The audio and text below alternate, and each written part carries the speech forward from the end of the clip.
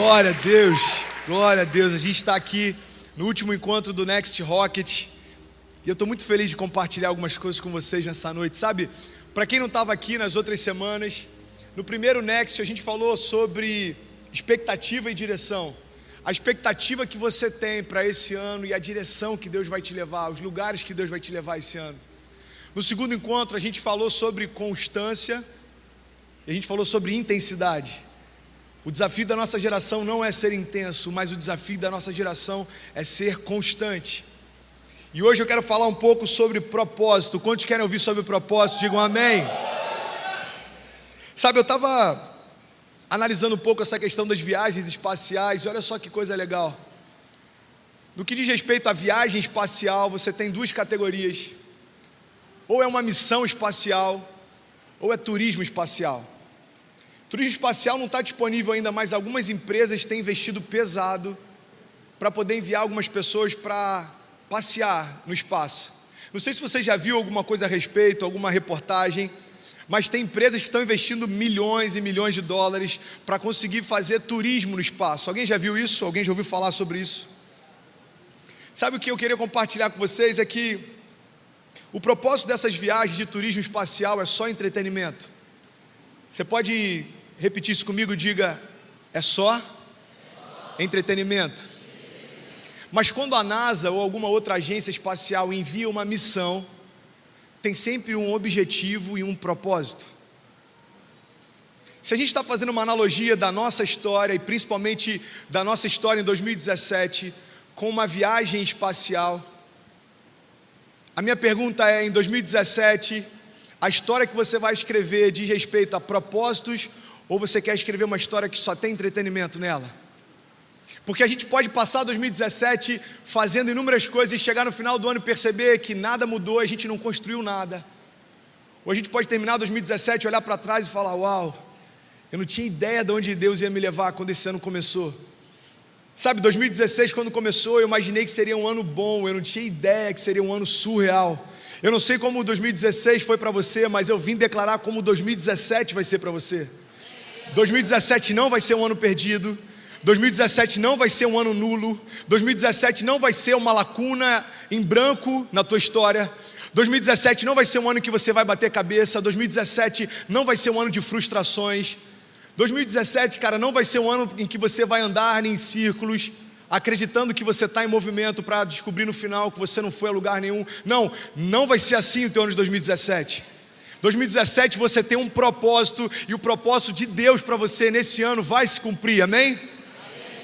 Agora, para a gente entender qual é o propósito pelo qual a gente está sendo lançado por Deus, a gente precisa ter intimidade com Deus, amém? Tem até uma frase que a galera brinca bastante, que acabou virando um bordão, é quando a galera que está no espaço diz, Houston, we have a problem. É mais ou menos assim que se fala. Em inglês seria diferente, né? Eu falei uma outra língua parecida com o inglês, ok? Antes que os críticos se levantem, não tentei falar inglês, mas é bem parecido. E eles falam, Houston, we have a problem. Ou seja, Houston é a central de lançamento, a gente está com um problema. Sabe por que a todo tempo uma missão espacial fica em contato com a base? Porque a base ela sabe exatamente o propósito pelo qual eles foram lançados e só a base pode direcioná-los para que eles retornem para casa. Você tem noção do desespero de uma missão espacial se ela perder a comunicação com a base?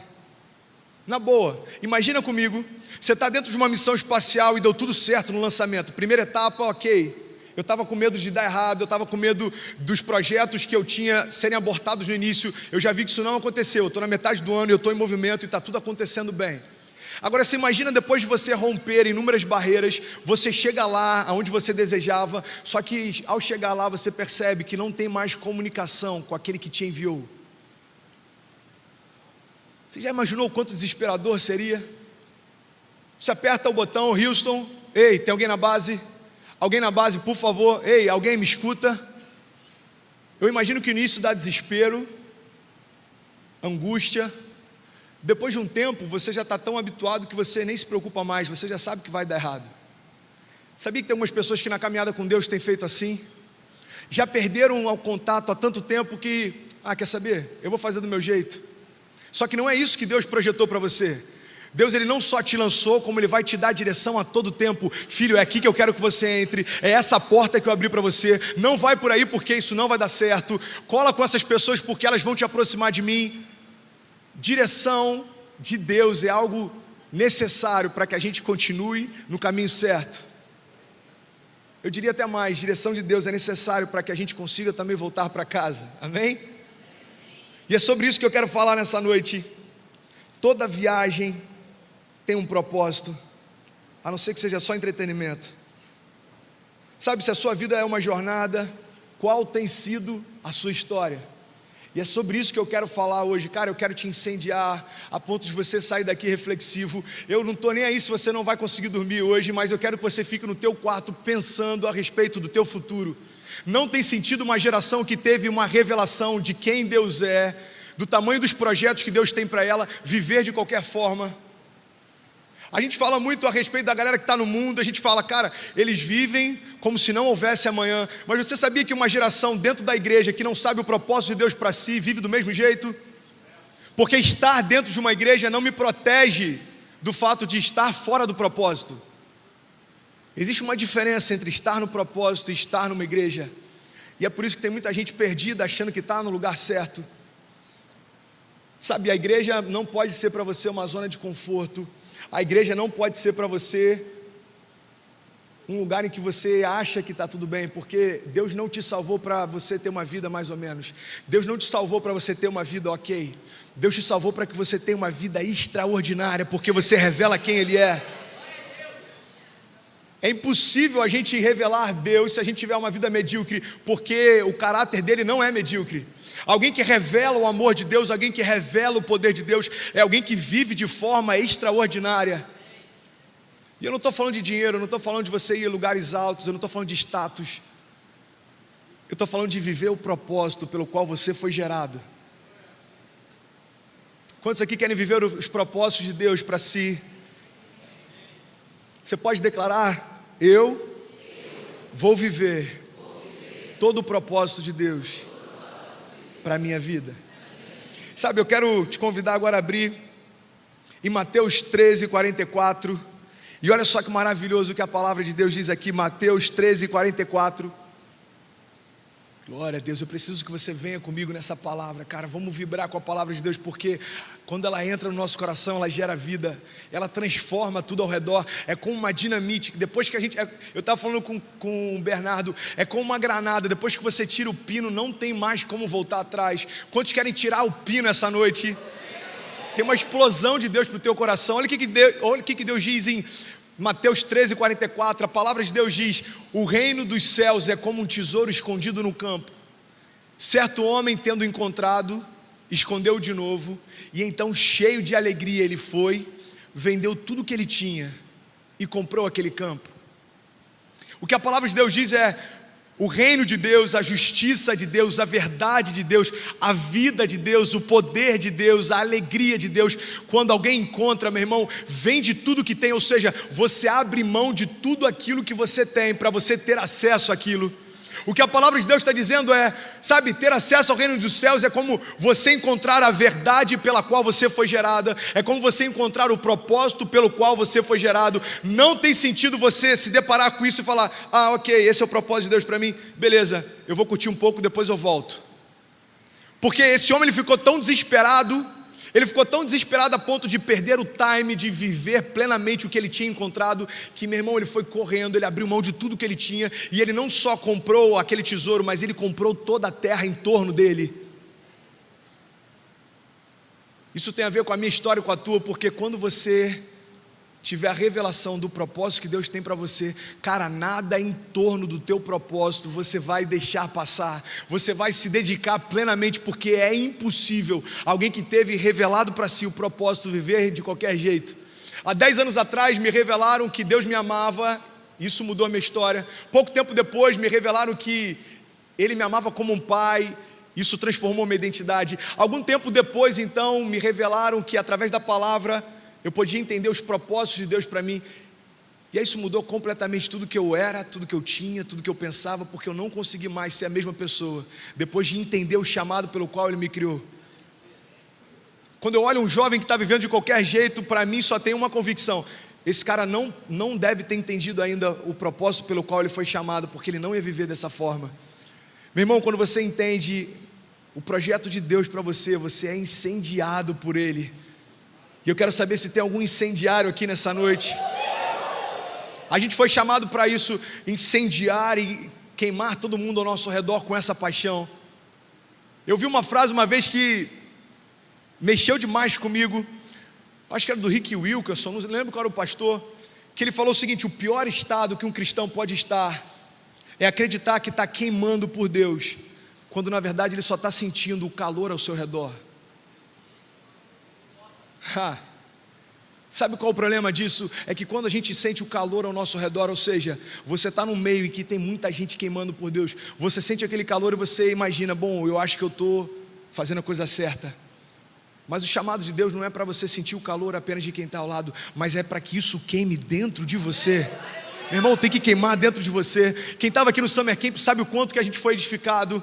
O pastor Janderson trouxe uma palavra a respeito da lenha e das cinzas, e ele falou que naquela época, na época dos sacerdotes, antes de nós sermos sacerdotes reais sobre uma nova aliança, na antiga aliança, para que o holocausto fosse queimado, ou seja, para que a oferta fosse aceita, para que a glória de Deus se manifestasse, era necessário que você retirasse as cinzas.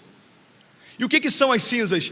As cinzas são a lenha que já queimou, ou seja, para que venha o novo de Deus, você precisa abrir mão do velho que você já experimentou. Você já viu aquelas pessoas que vivem dizendo: cara, 5 anos atrás eu tive uma experiência com Deus incrível. Cara, 10 anos atrás eu cantava na minha igreja, meu irmão, era sobrenatural. Cara, há 40 anos atrás dizem que a minha avó era muito usada por Deus. Olha, eu não sei bem certo em que momento da história, mas dizem que lá em Portugal tinha uma parte da minha família que gostava um pouco da palavra. Não é para isso que Deus te chamou.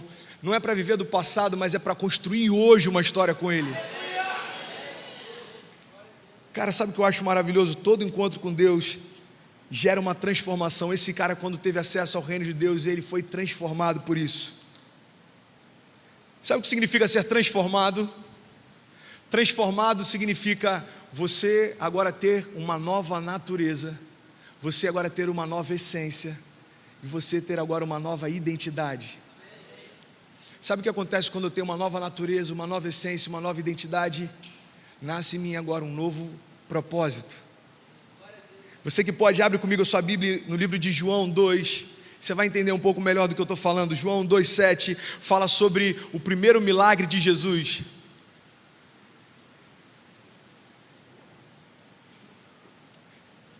Abre em João 2,7.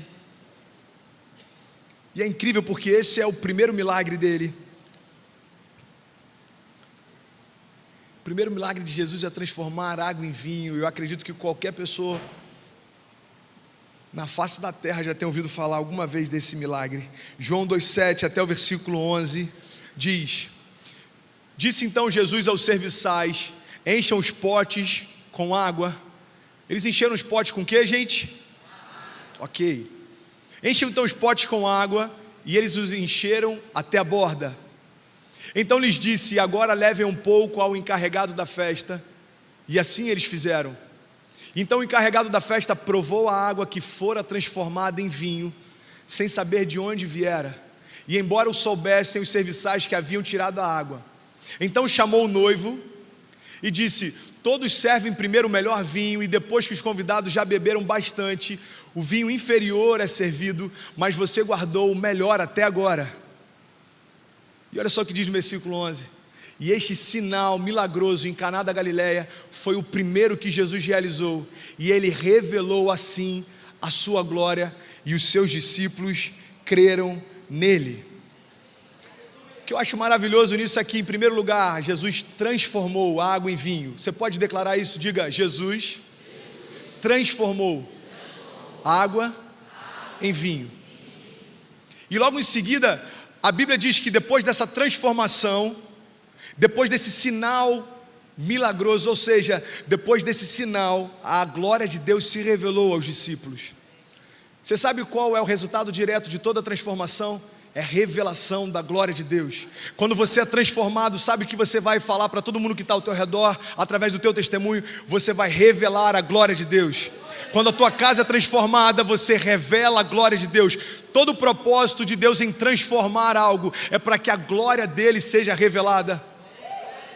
Agora olha só que maravilhoso, cara. Você imagina comigo, vocês estão comigo, amém? Imagina se Jesus tivesse transformado água em água com gás. Quantos conseguem imaginar isso? Quantos acham que isso seria estúpido? Levanta a mão, por favor. Ninguém? Não é pegadinha não, gente, fica à vontade.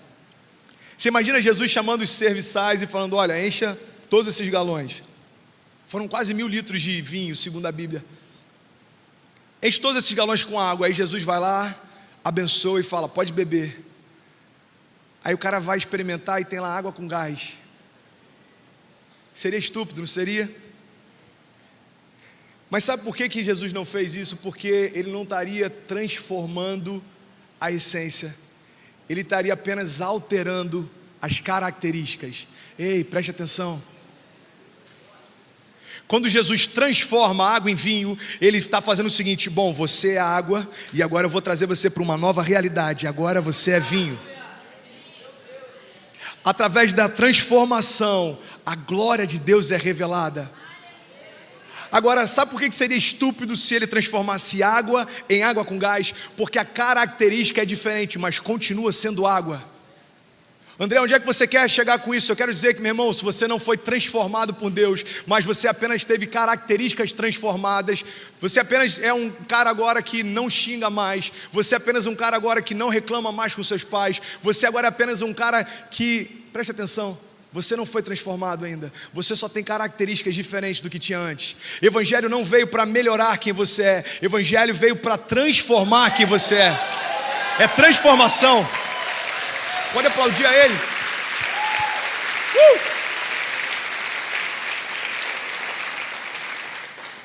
Evangelho é transformação.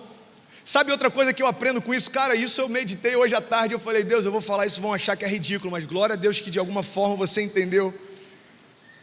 Eu falei: Senhor, dá exemplo de água com gás. Vai lá, filhão, eu sei o que eu estou fazendo. Amém, vamos embora. Sabe outra coisa que eu acho interessante? Se Jesus tivesse apenas transformado água em água com gás, outra coisa surpreendente aconteceria. Ele ia no máximo entreter a galera que estava ali olhando, mas ele não supriria a necessidade deles.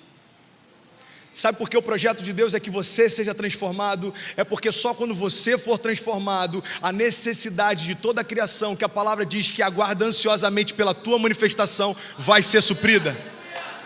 Enquanto eu me contentar em ser um crente melhor, enquanto eu me contentar em ser uma pessoa melhor, enquanto eu me contentar em ser apenas um filho melhor, eu não consigo revelar a glória de Deus, porque em qualquer outra religião isso está disponível. Você pode ver qualquer outra religião, as pessoas conseguem ficar mais calmas, mas ficar calma não significa ter paz interior. As pessoas conseguem ser mais equilibradas, mas ter equilíbrio não significa saber de onde veio e para onde vai. Ei, preste atenção, Evangelho ele é poderoso porque ele não quer alterar características que você tem, ele quer transformar plenamente quem você é. E é isso que Jesus estava fazendo, transformando água em vinho. O primeiro milagre dele, eu creio que diz respeito à essência de todo o Evangelho dele. Porque Jesus ele transformou todos aqueles que creram nele agora em novas criaturas. A palavra de Deus diz: olha, as coisas velhas passaram, ou seja, as características da sua antiga natureza passaram. A essência da sua antiga natureza passou e a identidade da sua antiga natureza passou. E eis que em Cristo foram feitas novas todas as coisas, ou seja, você nasceu de novo com uma nova natureza, uma nova essência. E com novas características também, isso faz parte do pacote. 2017 é um ano da gente ser transformado em todas as áreas. Sabe, na época da festa, na época de Jesus, em que ele fez esse milagre, a festa de casamento, ela levava dias, e o vinho representava a alegria da festa. Se acabasse o vinho, era motivo de desonra para toda a família. Se acabasse o vinho, era como se a festa estivesse acabando. É interessante porque eu creio que o que Jesus fez foi manter a festa. E aquilo que a gente faz todo sábado, domingo, terça e todas as vezes que a gente se reúne é celebrar uma festa que acontece nos céus. É como se a gente apresentasse e falasse: Deus, está aqui a água sendo transformada em vinho, a festa não vai parar. Aí chega terça-feira, Senhor, está aqui mais água sendo transformada em vinho, essa festa não vai parar, até que o Senhor diga: agora é chegada a hora, vem para o Pai, vem para casa. Eu não sei você, mas eu quero transformar todos os lugares por onde eu passar. Toda vez que eu tenho oportunidade de compartilhar uma palavra, existe dentro de mim um senso de urgência, porque eu sei que você está me ouvindo. E a diferença que vai fazer na tua vida não é se o meu sermão é bom ou não, mas é se existe vida de Deus fluindo de mim ou não. Onde há vida de Deus, há transformação. Tem uma geração aguardando para que a gente se levante e manifeste a vida dele, e a gente transforme tudo ao nosso redor. E esse é o propósito de Deus para 2017. Sabe, eu quero falar um pouco mais daquilo que Deus tem para nós esse ano. Quantos querem ouvir? Diga amém.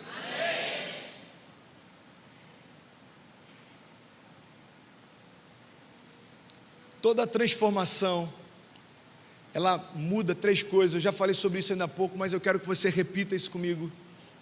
Você pode declarar: quando eu sou transformado, a minha natureza é transformada, a minha identidade é transformada, e os meus propósitos são transformados. Sabe, o propósito dessa revolução que nasceu dentro de nós é revelar a glória de Deus. E eu estou falando isso para uma geração que está sofrendo de crise existencial. Eu nunca vi tantos jovens que desejam viver os sonhos de Deus, mas não têm a menor ideia do chamado que tem. Sabe uma coisa que me chama a atenção? A gente sabe muito bem o que a gente não quer ser, mas a gente não sabe ao certo o que a gente foi gerado para ser. E eu vou te dar um exemplo disso. Sabe uma das bandeiras que a nossa geração está levantando? É que nós não queremos ser religiosos. Cara, é impressionante, e eu me alegro muito com isso. Isso é uma verdade que você encontra em toda a nossa geração. Você pode ir em qualquer igreja, você pode ir em qualquer lugar. A nossa geração, ela não suporta mais ser religioso. E o que é religiosidade? Entenda, religião é algo bom, mas religiosidade é quando eu pego todo o poder que existe na palavra de Deus, todo o poder que existe no nome de Jesus e todo o poder que existe no sangue de Jesus, e eu coloco isso debaixo da importância que eu dou à cultura religiosa da minha igreja. Isso é religiosidade. Então a nossa geração tem levantado essa bandeira: a gente não quer ser religioso. Quantos aqui querem ser religiosos? Levante a mão. Ninguém distraído? Quantos não querem ser religiosos? Levante a mão. Glória a Deus, a gente não quer ser religioso, isso é legal. Mas pelo que mais a gente vai ser lembrado? Porque será que o nosso legado vai ser só daquilo que a gente não quer ser? Eu não quero ser religioso, eu não quero ser pecador, eu não quero estar perdido, eu não quero viver sem propósito. Ok, mas esse não vai ser o seu legado, isso é apenas parte da tua caminhada com Deus, pelo que você vai ser lembrado. Sabe, isso mexe comigo. Eu estava lendo um livro hoje e uma pergunta do autor mexeu comigo. A pergunta dele foi: se Deus se revelasse para você hoje e perguntasse o que você quer, o que você pediria a Ele? Há anos só vem uma frase na minha cabeça: eu quero transformar a minha geração, eu quero mudar a minha geração. André, você não acha que é muito pretensioso? Não, eu não acho, depende do que você entende por geração, porque eu acredito que vocês fazem parte dessa geração. Se eu conseguir de alguma forma incendiar o coração de vocês, eu estou transformando a minha geração também. Agora você imagina se em cada lugar do Brasil jovens se levantarem para compartilhar e revelar o amor de Deus, a gente vai de fato transformar essa geração. Sabe, não se limita a mim, pelo contrário, começa em mim. Para mim vai ser maravilhoso chegar daqui a alguns dias com Cecília um pouquinho maior, com Kezinha, sentar lá no final naquele banco e ver a galera que a gente viu Deus levantando aqui, pastoreando aqui na frente. Isso para mim traz sentido de propósito. Eu fui levantado por Deus para incendiar a minha geração. É sobre isso que eu quero falar nessa noite. Sabe, o seu legado não pode ser baseado no que você não foi. 1 Pedro 2,9 diz: vocês, porém, são geração eleita, sacerdócio real, nação santa e povo exclusivo de Deus. Agora, para qual propósito? Para anunciar as grandezas daquele que os chamou das trevas para a sua maravilhosa luz. Você pode celebrar Ele por isso?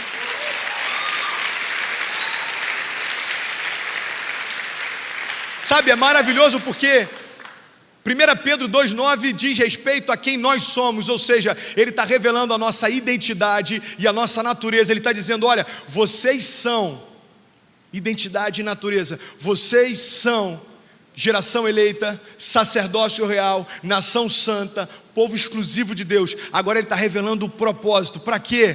Para anunciar as grandezas daquele que os chamou das trevas para a sua maravilhosa luz. Eu não posso me contentar com a primeira parte dessa revelação.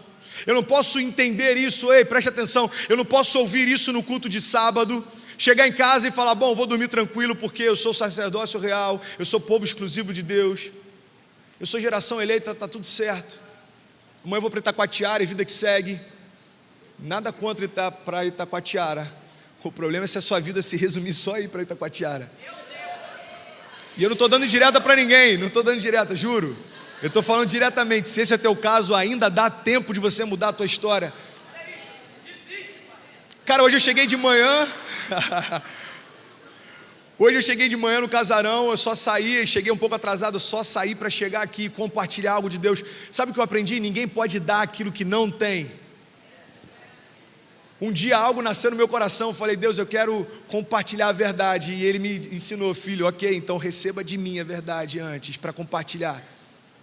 Porque senão é só um cara tentando falar boas ideias te entretêm por um tempo, boas ideias te mantêm atentos por um tempo, mas vai chegar um tempo que você vai perceber que boas ideias não te transformaram. Eu quero olhar para daqui a um ano, cara, e ver você completamente transformado em Deus. E é por isso que eu tenho que compartilhar aquilo que vem dele. Sabe, ir para Itacoatiara, como a gente está falando há 30 segundos atrás, não é o problema. A gente ter uma vida cheia de lazer não é o problema. A gente estar sempre em comunhão com os amigos não é o problema. Pelo amor de Deus, não tem nada a ver com isso. O problema é quando a gente resume a nossa história a isso. Cara, não sei você, mas todos os dias que eu me levanto, existe dentro de mim um senso de urgência. Eu sei que existem pessoas morrendo porque eu ainda não falei do amor de Deus para elas. Eu sei que existem pessoas desistindo do chamado porque eu ainda não falei do amor de Deus para elas. André, mas você está restrito a uma plataforma, cara. Falar do amor de Deus é para aqueles que estão nos hospitais e em missões também. É por isso que a multiforme graça de Deus completa o corpo. Eu sei que tudo aquilo que Ele me der para fazer, eu quero manifestar a glória dEle. Eu estou vendo jovens sendo impactados aqui desde o início do ano passado. Eu estou vendo jovens sendo transformados. Agora, o meu convite é: o que está faltando para você fazer parte ativamente dessa revolução? Ei, 2017 não é uma página nula no teu calendário. 2017 é uma página em branco. Que história você quer escrever esse ano? Quantos aqui querem mudar completamente a sua geração? Digam glória a Deus. O convite de Deus é: dá então, filho, o primeiro passo. Dá o primeiro passo, cara. Se a gente ficar olhando as circunstâncias, a gente não faz nada. Se a gente ficar olhando o que as pessoas pensam ao nosso respeito, a gente nem sai de casa. Sabe o que me encoraja todas as vezes de vir aqui? É porque quando eu sei que eu não posso, quando eu tenho a convicção de que eu não tenho nada para dar, a força de Deus se revela através da minha fraqueza. Cara, eu não sei o que te limita, eu não tenho a menor ideia do que tem te prendido, eu não sei o que tem te entretido, eu não sei o que tem te cansado, eu não tenho a menor ideia, mas o que eu vim declarar nessa noite é que tudo isso você pode deixar de lado e você pode viver o melhor ano da tua vida. 2017 já começou, cara, tem alguns dias, mas ainda dá tempo de você transformar a tua história. Olha só que maravilhoso. Falar a respeito de chamado e propósito, é impossível a gente falar disso sem lembrar de algo que aconteceu com o próprio Jesus. Sabe, Jesus, ele fez algo curioso. Ele chama Pedro de diabo e ele chama Judas de amigo. Pedro chega para ele e fala: Senhor, você não vai ser traído, não vai ser vendido, a gente jamais vai permitir que isso aconteça. Então Jesus fala: para trás de mim, Satanás. Agora Judas, quando chega para trair Jesus, dá um beijo na face dele e ele o chama de amigo. Por que esse contraste? É porque na verdade Pedro estava tentando impedir Jesus de cumprir o seu chamado. Judas estava ajudando ele. Sabe quando isso acontece? Ei, preste atenção. Isso só vai acontecer com a gente quando a gente tiver consciência do chamado que tem. Porque quando a gente não tem consciência do chamado que tem, a gente pensaria que Pedro está tendo cuidado com a gente e que Judas estava fazendo algo muito ruim. Jesus, ele sabia aonde ele precisava chegar e ele sabia quem estava tentando impedi-lo, quem estava ajudando ele. Se eu não tenho consciência do meu chamado, pessoas ao meu redor eu posso achar até que estão me impulsionando, quando na verdade estão me distraindo. Se eu não tenho consciência do meu chamado, amizades que eu tenho, eu posso achar que elas estão me ajudando, quando na verdade elas estão me mantendo dentro de uma zona de conforto. Ei, preste atenção, eu não sei o que você precisa deixar para trás, mas se existe alguma zona de conforto, 2017 é o ano de você romper com isso. Deixa para trás. Quando Pedro se coloca diante do chamado de Jesus, ele só consegue resistir porque ele sabia para que ele foi gerado. Cara, Deus é maravilhoso. E eu quero compartilhar, eu já estou quase finalizando, algo que me chamou muita atenção. Eu estava lendo um livro do Francis Chan essa semana, e ele falou algo interessante. Ele falou, sabe, muitas pessoas me perguntam sobre o céu, como eu faço para ir para o céu? Se eu me divorciar e casar de novo, eu vou para o céu? Eu preciso ser batizado para ser salvo? Se eu estiver transando no meu namoro e eu morrer, eu vou para o céu? Se eu cometer suicídio, ainda assim eu posso ir para o céu? E sabe o que ele diz no livro? Ele diz, essas perguntas, elas revelam uma tragédia da nossa geração, porque a nossa preocupação é muito maior com a garantia do céu do que com a vontade do Pai. A nossa geração muitas vezes está muito mais preocupada em tipo, bom, eu quero ir até o limite em que eu não perca a salvação, mas que gere prazer para mim. Então, até aqui é pecado, até aqui é legal. E ele diz o seguinte, ao invés de você perguntar, bom, quanto tempo eu preciso ler a Bíblia? Quando você é transformado, o teu entendimento é, como eu gostaria de ter todo o tempo do mundo para ler a palavra. Quando a gente está só com algumas características transformadas, a nossa mente pensa, bom, quanto eu preciso dar de dízimo? Quando a gente está transformado, a gente pensa, bom, até onde eu posso ir para ofertar, mediante a tudo que Ele já me deu? Sabe qual a diferença? De um lado tem alguém que quer fazer aquilo que é necessário fazer, do outro lado é alguém que quer fazer tudo o que ele pode fazer. 2017 é ano de você se entregar completamente. Ei, uma vida medíocre convida a gente a fazer o suficiente para que a gente seja aprovado. É como aquele cara que ele estuda só para passar na prova.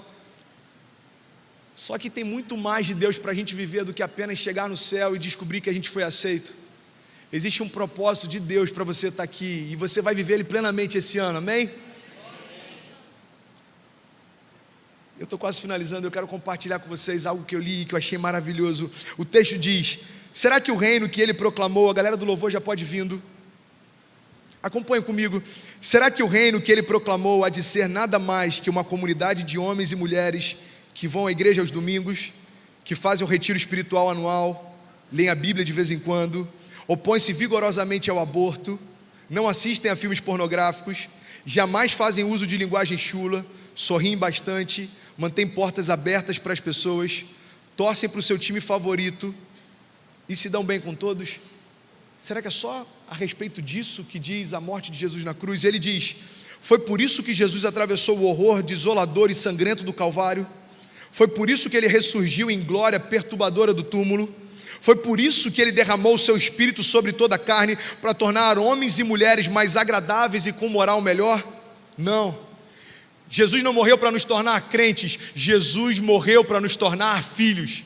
Jesus invadiu o inferno, cara, não para que você se sinta confortável dentro de uma religião.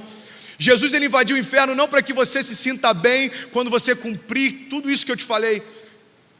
Jesus, ele invadiu o inferno para que dentro de você nada te sacie mais do que fazer a vontade do Pai.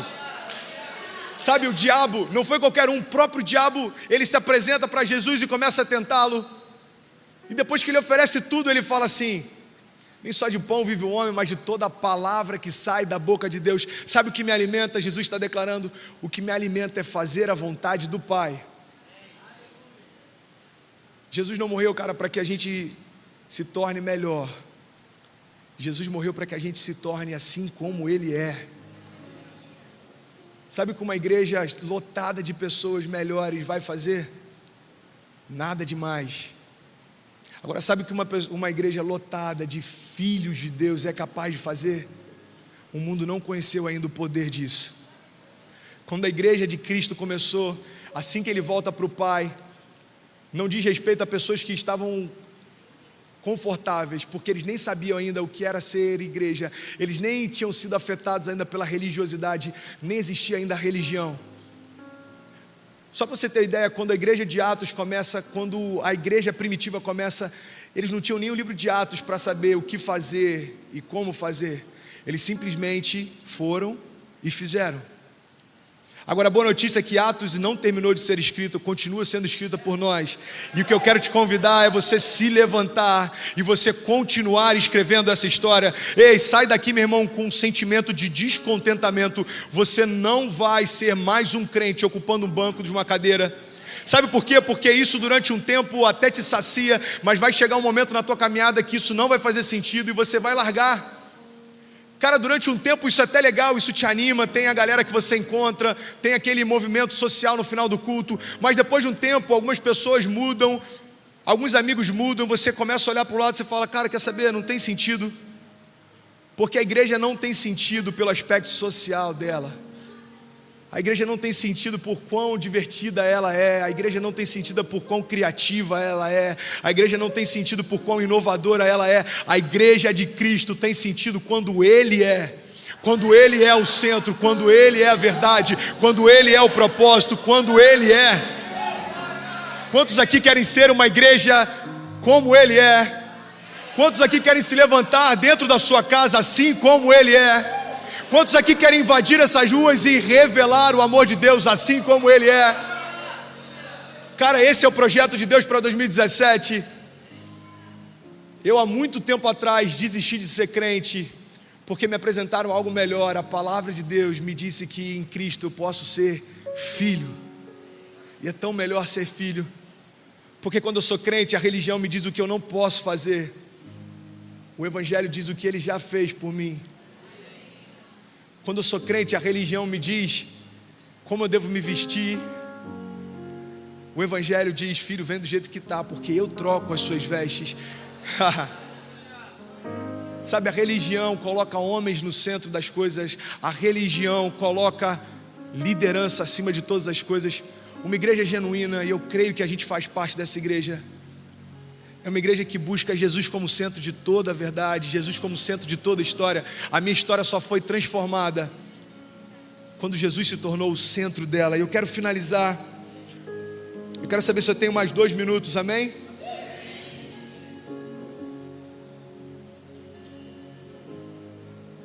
João 4,16 diz que Deus é amor. Quantos creem nisso? Digam glória a Deus. Olha que maravilhoso. Deus é amor. Em nós, amor é uma qualidade. Em Deus, amor é a sua própria identidade. Você está aqui, cara, e eu não tenho a menor ideia de qual é a tua relação com Deus. Eu vim dizer que Deus não tem amor para te dar. Deus, Ele é o próprio amor. Ele é a essência do amor. Ele é o início do amor. Ele é a plenitude do amor. André, você está falando isso, mas você não tem a menor ideia, cara, do que eu já passei. Eu não tenho a menor ideia, mas eu sei o que você pode viver em Deus. Deus é amor e Ele quer te envolver com esse amor. Sabe, aconteceu algo interessante essa semana e eu vou finalizar compartilhando isso. Eu fui lá para Cabo Frio semana passada, a gente começou um GC lá. E preste atenção, por favor, eu sei que isso vai falar com você de alguma forma, porque isso mudou toda a minha semana. A gente começou um GC lá e eu cheguei em casa com Kezinho e Ceci. Minha mãe estava lá, muito feliz de receber a gente. Eu falei: mãe, cadê papai? Ah, ele está no escritório, filho, já está vindo. Eu falei: beleza, eu vou lá no quarto então descansar. E aí eu deitei, estava com muita dor de cabeça. E daqui a pouco eu começo a ouvir a voz do meu pai.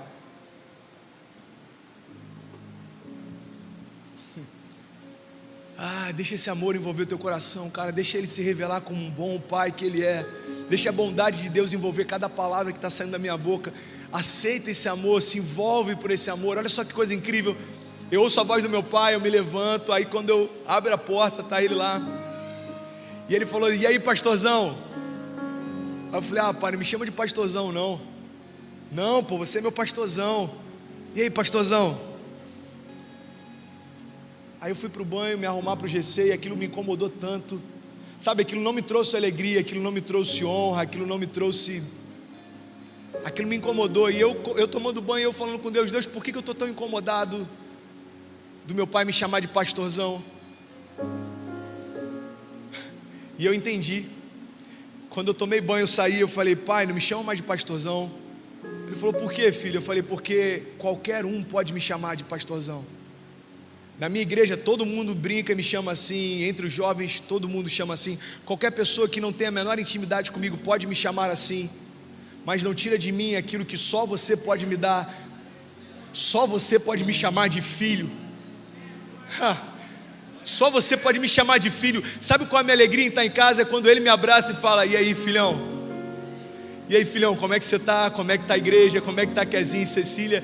E aí, filhão, tá tudo bem aí em Niterói? Filhão, tô com saudade de você. Filhão, papai te ama tanto. Ei, não tem nada que meu pai possa me chamar que me dê mais alegria do que me chamar de filho. Não tem nada que ele possa fazer que me dê mais alegria do que me sentir como um filho. E é isso que eu quero ministrar sobre a tua vida nessa noite, sabe? 2017 está começando. Deus tem projetos grandes para você. Deus tem algo sobrenatural para a tua família. Deus, ele vai transformar a tua história. Mas tudo isso começa na simples revelação de que Ele é um bom pai e Ele te ama como um pai ama um filho. Se você crê nisso, eu quero te convidar a ficar de pé. Eu quero orar com você. Eu quero orar com você. Eu quero te convidar a fechar os seus olhos em nome de Jesus e deixar esse amor furioso invadir o teu coração. Sabe, não importa como o mundo te vê, não importa nem como a tua família te vê, não importa os títulos que você tem, não importa se você não tem título nenhum, se você é rejeitado, se você tem status, se você é grande diante dos homens, se você tem sido rejeitado pelos homens. A despeito de todas essas coisas, eu vim nessa noite declarar que existe um Deus que é Pai e Ele te chama de filho. A minha pergunta é: aonde estão os filhos de Deus nessa noite? Aonde estão os filhos de Deus nessa noite? Uou! Hoje a gente vai falar sobre grandeza e eu comecei de forma quase que despretensiosa falando sobre isso há uma semana ou uma semana e meia atrás. Só que são tantos princípios que eu creio que Deus quer estabelecer, que era uma mensagem que está se tornando quase uma série. Então você que já ouviu alguma dessas mensagens, eu queria que você abrisse o seu coração, porque eu não quero falar sobre as mesmas coisas, mas eu quero falar sobre princípios que vão levar a gente para o mesmo lugar. Amém? Eu quero falar sobre grandeza. E é interessante porque falar sobre grandeza na igreja evangélica, protestante, algum tempo atrás, era quase que falar sobre soberba ou a gente se envaidecer. Por isso, muitas vezes a gente aceitou essa teologia, que ela parece mais crente. Irmão, olha para mim, olha que louco isso. Todas as vezes que alguém fala que você tem que ser menor, que você tem que ter menos expectativa, que você tem que buscar menos coisas, parece que a gente está sendo mais crente, a gente está sendo mais zeloso, quando na verdade, a gente só está desperdiçando aquilo que o nosso Pai já liberou para nós. Você não é mais crente ou menos crente se você usufruir da grandeza de Deus em você ou não. Você só está desperdiçando mais ou desperdiçando menos, essa é a lógica. Então ser grande significa corresponder a algo que Deus já estabeleceu para mim. Você está comigo? Diga amém. Eu acredito de verdade que como pastor, se eu alcanço você, mas não desperto você, eu só estou entretendo você. Pega essa chave, irmão. Se eu te alcanço, mas não te desperto, eu só estou te entretendo. E é exatamente assim que muitos ministérios estabelecem a sua história. Alcançam e administram, mas não despertam. Por quê? Porque tem muita gente insegura, preocupado com a porção que Deus depositou sobre o outro, mas a gente entende que se Deus não começar a ativar a porção que colocou sobre cada um aqui, a nossa igreja tem um prazo de validade muito limitado.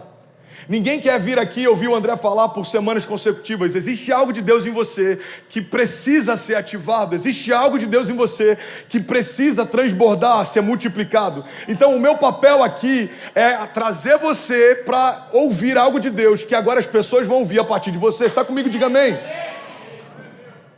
Para que você está aqui nessa manhã? Diga com autoridade, diga, eu estou aqui para ser ativado. Eu quero ativar você.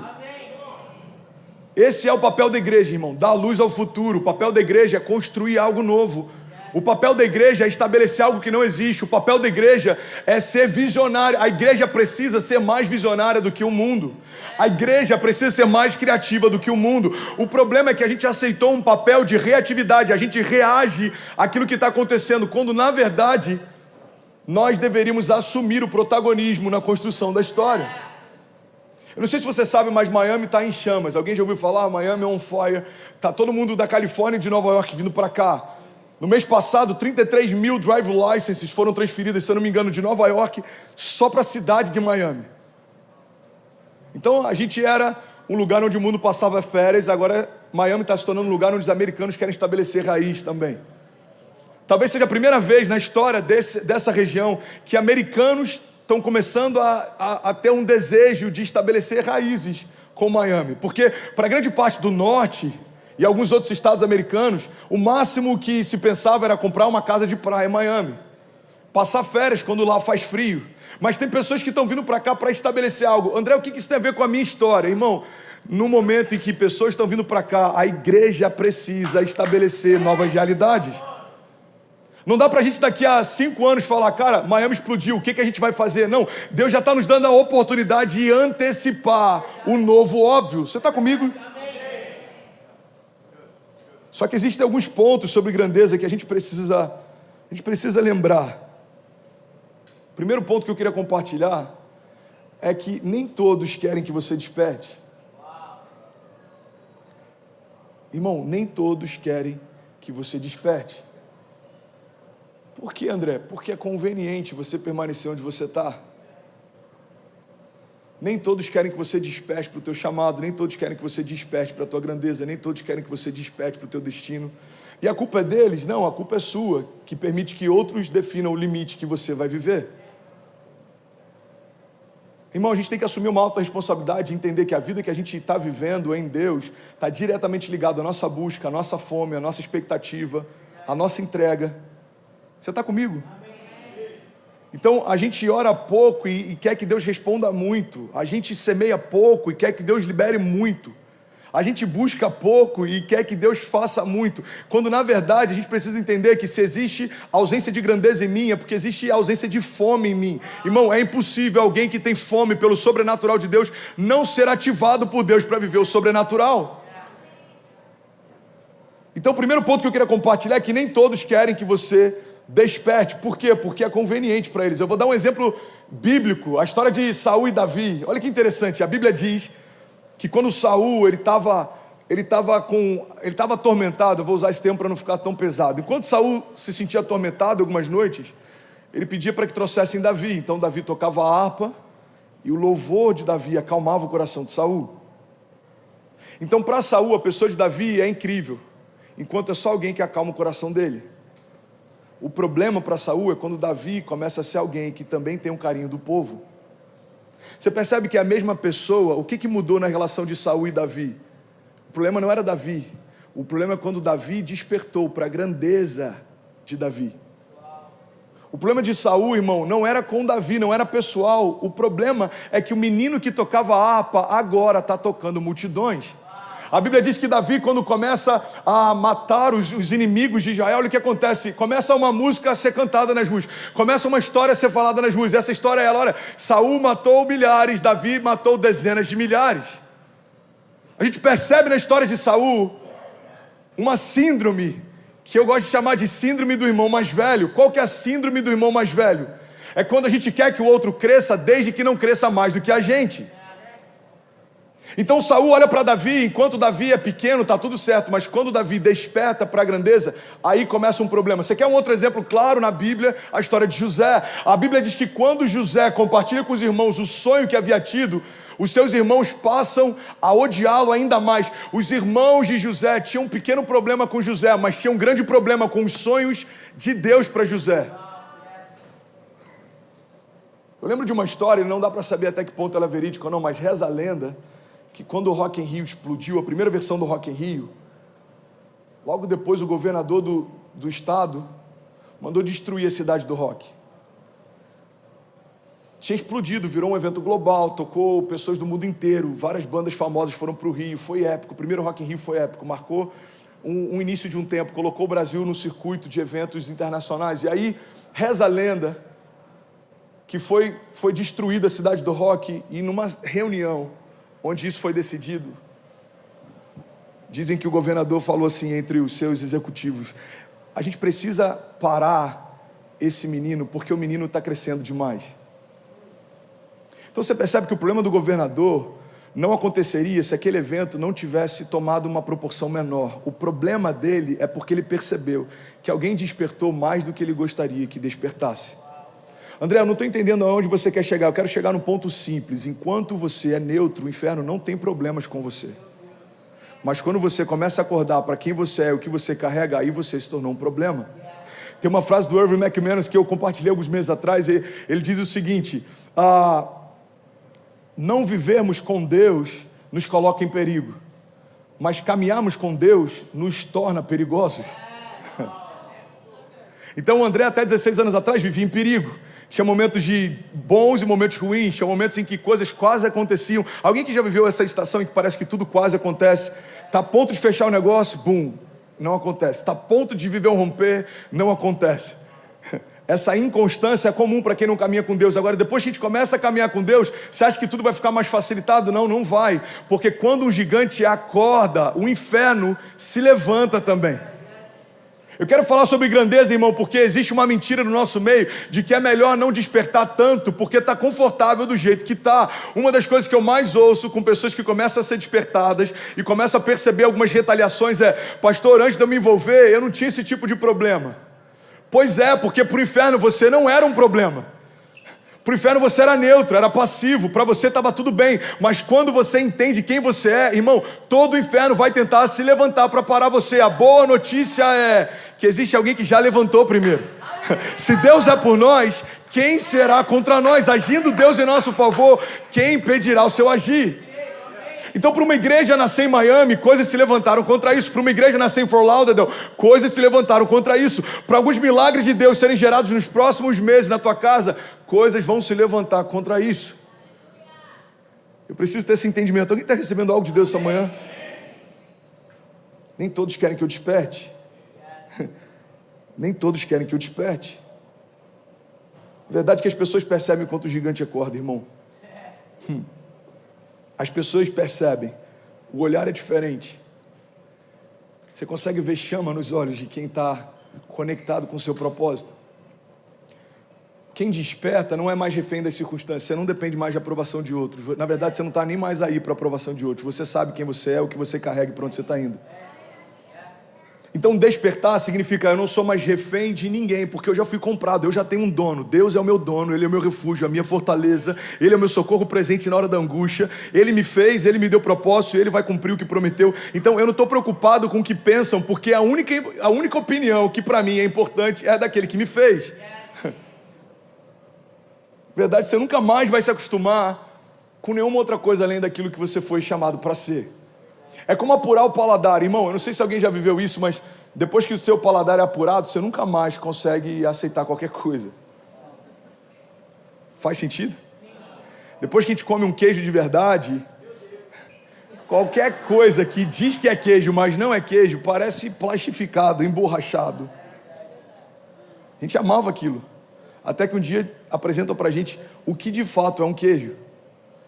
Esse é o meu medo de experimentar café gourmetizado e começar a gostar. Eu prefiro Bustelo, Pilon, torra escura, bem forte e bem doce. Pastor, eu trouxe um da Colômbia, não quero. Pastor, eu não quero, porque eu já vi pessoas que são tão viciadas com um bom café gourmetizado que elas medem a temperatura da água, a quantidade da água, o tempo que vai ficar. Falam, eu não quero isso para mim. Eu quero poder continuar chegando na casa de alguém e falar, quer que passe um café? Quero. E eu não estou nem aí qual é o café que vai vir, desde que seja forte e muito doce. É verdade ou não? Você começa a conhecer o que é bom, você não quer voltar para aquilo que antes estava bom para você. Você quer um outro exemplo claro? Alguns agora vão até se emocionar quando lembrarem disso. Direção hidráulica.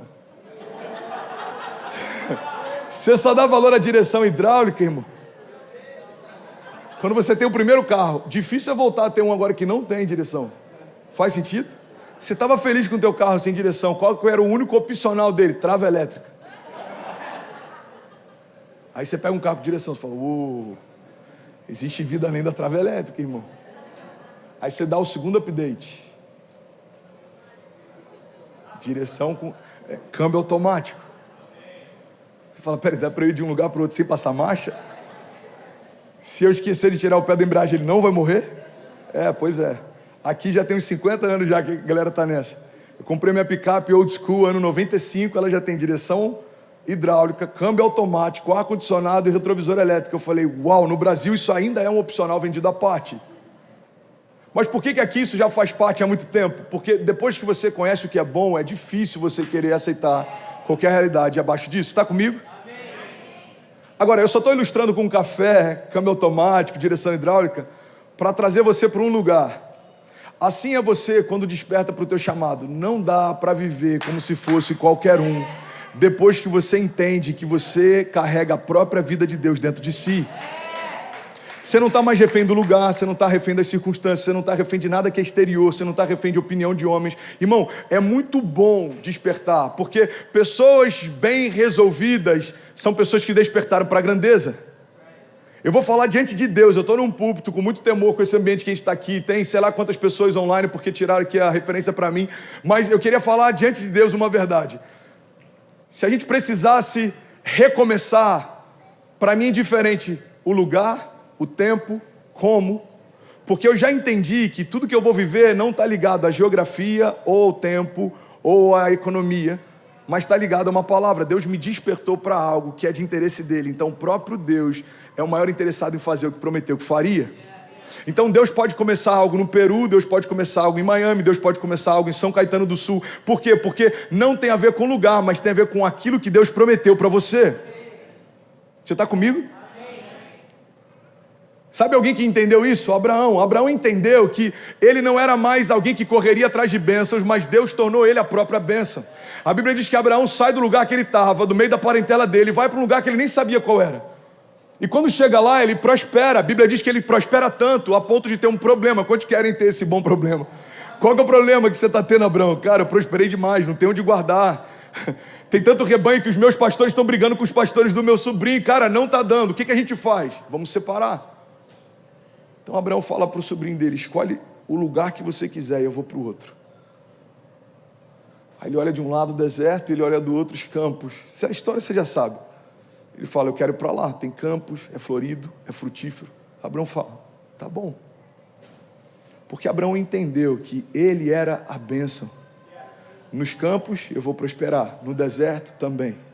Na crise eu vou prosperar. No momento em que a economia está favorável, também. Em 2020 eu vou prosperar, em 2021 também. Quem despertou para a grandeza não é mais refém das circunstâncias. Irmão, eu queria tanto, de verdade, que isso se tornasse uma verdade para a gente tão inabalável, a ponto da gente não ficar mais olhando para o dia para saber como que vai ser. Como que vai ser? Não, a previsão é que esse ano vai ser chuvoso, então a gente já diminui expectativas. Não, irmão, a gente não deve se mover por uma previsão quando se tem uma palavra. Eu não dependo de previsões, eu tenho uma palavra. Se pessoas dissessem, Miami é o lugar com a menor probabilidade de algo acontecer, tudo bem, Deus me deu uma palavra. E se não for aqui, Deus vai usar aqui para tocar onde for, mas algo sobrenatural vai acontecer. Por quê? Porque nós temos uma palavra. Irmão, toda pessoa que recebeu uma palavra de Deus, despertou para a grandeza, não consegue mais voltar a ser quem era. E essa é a crise de muita gente que vem para cá para passar meses e acaba estabelecendo uma história. Por quê? Porque você já começou a construir algo novo. Você não aceita a possibilidade de voltar para onde você estava. Alguém já viveu essa experiência? Você recebeu um primo que veio visitar por um mês, ele acabou estendendo 6, daqui a pouco quando você vai ver, seu primo tem um business e ele mudou a história dele. Por quê? Porque ele entendeu que existe algo além do bairro que ele conhecia. A gente não pode ter uma fé bairrista em achar que Deus vai fazer na medida daquilo que eu conheço. Deus, o Deus ilimitado que criou todas as coisas, continua pronto para fazer de forma sobrenatural, superabundante, ilimitada. O que vai definir aquilo que eu vou viver em Deus não é o quanto Deus pode fazer, mas é o quanto eu estou disponível para que Ele faça. Eu posso pregar essa mensagem por 20 anos e ainda assim, talvez só 20% de quem ouve vai despertar para isso. São muitas camadas de sofismas e pensamentos e eu tenho certeza que tem pessoas que devem estar pensando, ele está falando sobre grandeza porque ele quer levar a gente para algum lugar. Eu falei sobre isso em Fort Lauderdale. Eu falei, eu estou pregando sobre grandeza, 10% de quem está aqui vai achar que eu vou levantar alguma oferta extravagante no final do culto. Sabe por que você pensa isso? Porque a grandeza ainda é assustador para você. Eu não estou despertando você porque eu preciso que você faça algo. Eu estou despertando você porque você precisa fazer algo. Olha o que a Bíblia diz, irmão. Sem mim, está lá em João 15. Deixa eu pegar essa passagem aqui, ó. João 15:5 diz, eu sou a videira e vocês são os ramos. E se alguém permanecer em mim e eu nele, esse dará muito fruto. Pois sem mim, vocês não podem fazer coisa alguma. A palavra está dizendo que sem Deus você não pode fazer coisa alguma. Declara comigo, em nome de Jesus, só para parecer um pouco mais interativo. Diga, sem Deus eu não posso fazer coisa alguma. Agora entende isso, irmão. Todas as vezes que a palavra estabelece um princípio, o contrário dela é um contraponto que também foi estabelecido. Então se a Bíblia diz que sem Deus eu não posso fazer coisa alguma, a Bíblia também está dizendo que com Ele eu preciso fazer alguma coisa. Gente, eu queria tanto pregar hoje. Eu queria só 10 pessoas que quisessem ouvir hoje. Eu só queria 10 pessoas que quisessem ouvir uma palavra hoje. A palavra está dizendo, sem mim você não pode fazer coisa alguma. Agora aí comigo, irmão, você precisa fazer alguma coisa. Você precisa se envolver na construção de algo que vai além de você. Você precisa se consumir por algo que vai além de você. Irmão, você precisa despertar para a grandeza. Tem uma história que eu sou apaixonado, e eu acho que eu nunca falei sobre isso, sobre a história de Esther. A história de Esther ela é impressionante. E se o teclado puder subir, só para parecer que está um pouco mais espiritual, me ajuda aí, Vaso, que hoje está difícil. A história de Esther é interessante. Talvez eu nunca tenha pregado sobre ela, porque é o nome da minha sogra. Às vezes a gente evita misturar um pouco as coisas. Estou brincando. Mas é sério. A história de Esther é interessante. Esther foi levantada por Deus para chegar até o palácio. Então, tem uma crise, eu vou resumir bastante. Tem uma crise, os judeus vão ser perseguidos e o rei deu uma ordem para que todos eles fossem aniquilados. Então, no meio de uma festa, de um banquete, o rei convoca a rainha para dançar para os convidados. E ela não vai, a rainha Vasti não vai. Então os conselheiros do rei começam a falar para ele, olha, se essa história se espalhar vai dar ruim, porque vai todo mundo saber que o rei chamou sua esposa e ela não veio, e aí a gente vai chamar as nossas esposas e elas não vão vir. Eles já estavam prevendo o que aconteceria alguns séculos depois, ok?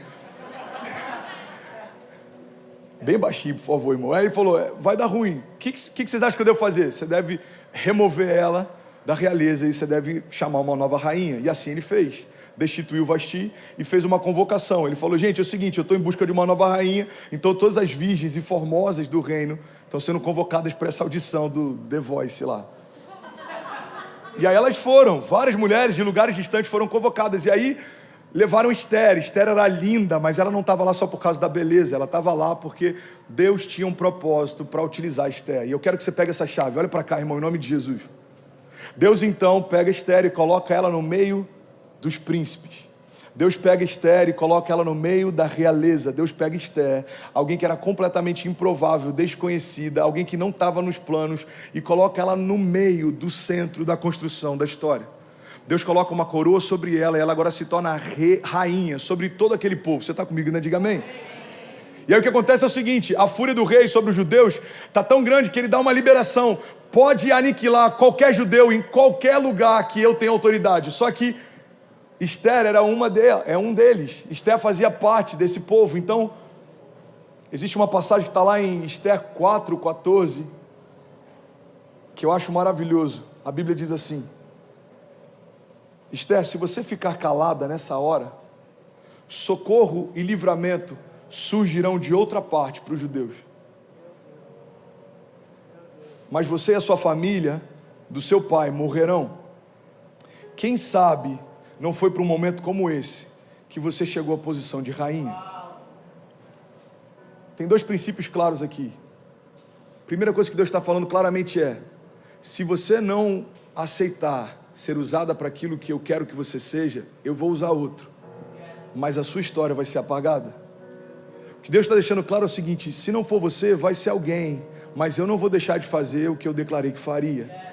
Você vai deixar de participar daquilo que eu já estou fazendo? Irmão, pega isso aqui, pelo amor de Deus.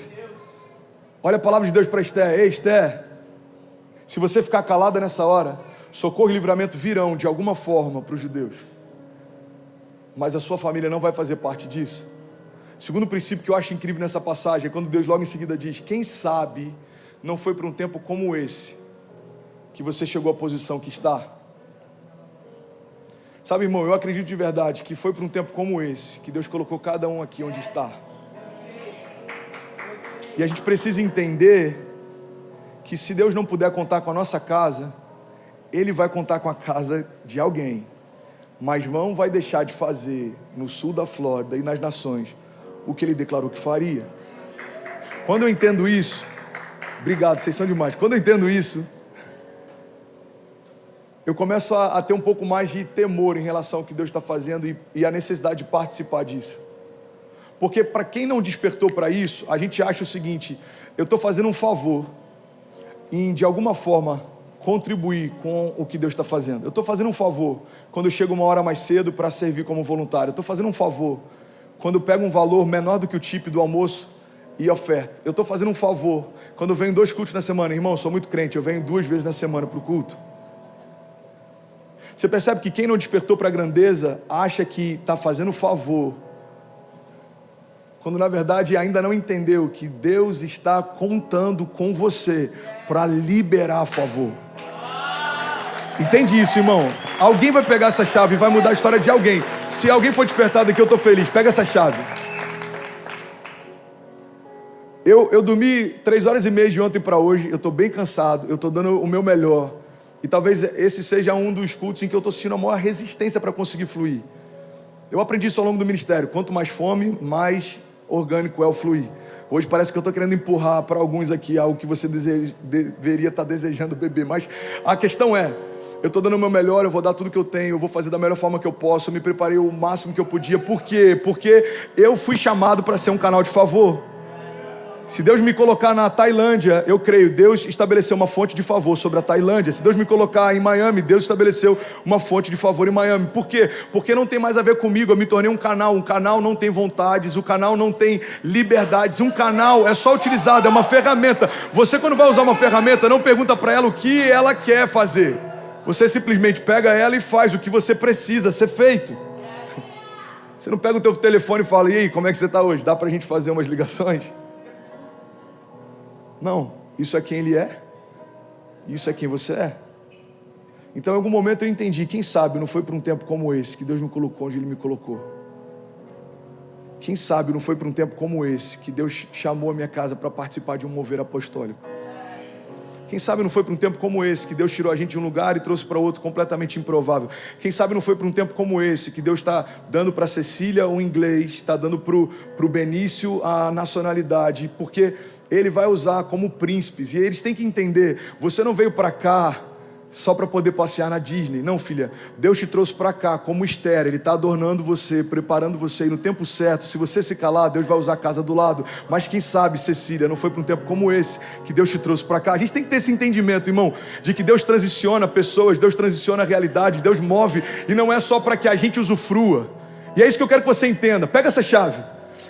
Esther comia o que existia de melhor, vestia o que existia de melhor, morava no lugar com o que existia de melhor. Quando a gente lê o livro de Esther desde o início, você percebe que o palácio era algo que nos dias de hoje talvez a gente não tenha nada nem para comparar. Irmão, todos os tipos de mármores eram utilizados em diferentes ambientes do palácio. As colunas eram feitas pelos artistas mais habilidosos do palácio. As camas do rei para os seus convidados eram feitas em ouro e prata. A Bíblia diz no início do livro de Esther que eles fizeram uma festa para celebrar a grandeza do seu reinado, e foi 180 dias, se eu não me engano, 185 dias seguidos sem parar de festa. O rei convocou todo o povo, do maior ao menor, e por 5 dias, comida liberada e o melhor vinho do rei para todos eles. Então entende isso, ela estava usufruindo do que existia de melhor na terra, mas ela estava lá com um propósito. Você não pegou, você vai pegar. Deus já te colocou no lugar em que você pode usufruir do que existe de melhor da terra, mas Ele te colocou aqui com um propósito. Então se Esther está lá e ela só pensa, como eu sou favorecida, Deus me colocou no melhor lugar, para comer a melhor comida, para dormir na melhor cama, obrigado Deus, porque você me ama demais. Não, filha, não tem a ver só com você, mas tem a ver comigo em você. Então eu te coloquei entre os príncipes, para você ser um canal de favor entre os pobres. Eu te coloquei entre reis, para você ser um canal de favor entre o teu povo. Porque se você se calar, certamente o socorro virá através de alguém, mas a tua família não vai fazer parte disso. Irmão, eu quero finalizar essa mensagem quase como uma convocação. Olha para mim, em nome de Jesus. Se a gente se calar, Deus vai usar alguém. Se o Brasil que está na América se calar, Deus vai usar o Haiti, Deus vai usar, sei lá, Eslovênia, Eslováquia, ou qualquer outro lugar. Se a tua família em Miami se calar, Deus vai usar outras famílias. Porque Deus não precisa de você, Ele tem prazer em fazer com você.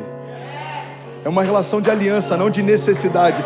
Deus precisa do André? Não, tem pessoas melhores do que o André, mais apaixonadas do que o André, mais preparadas do que o André, mas Ele tem prazer de alguma forma em fazer com o André. Então, nesse tempo, naquilo que Deus me chamou para fazer, eu quero ter prazer de fazer com Ele. Por quê? Porque Ele nos chamou para um tempo como esse. Quem sabe foi para um tempo como esse que Deus te chamou para cá.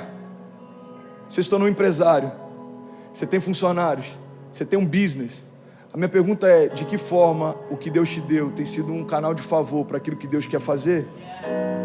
Você percebe isso? Você está comigo aqui? Então essa vai ser a minha mensagem até o último dia nesse lugar.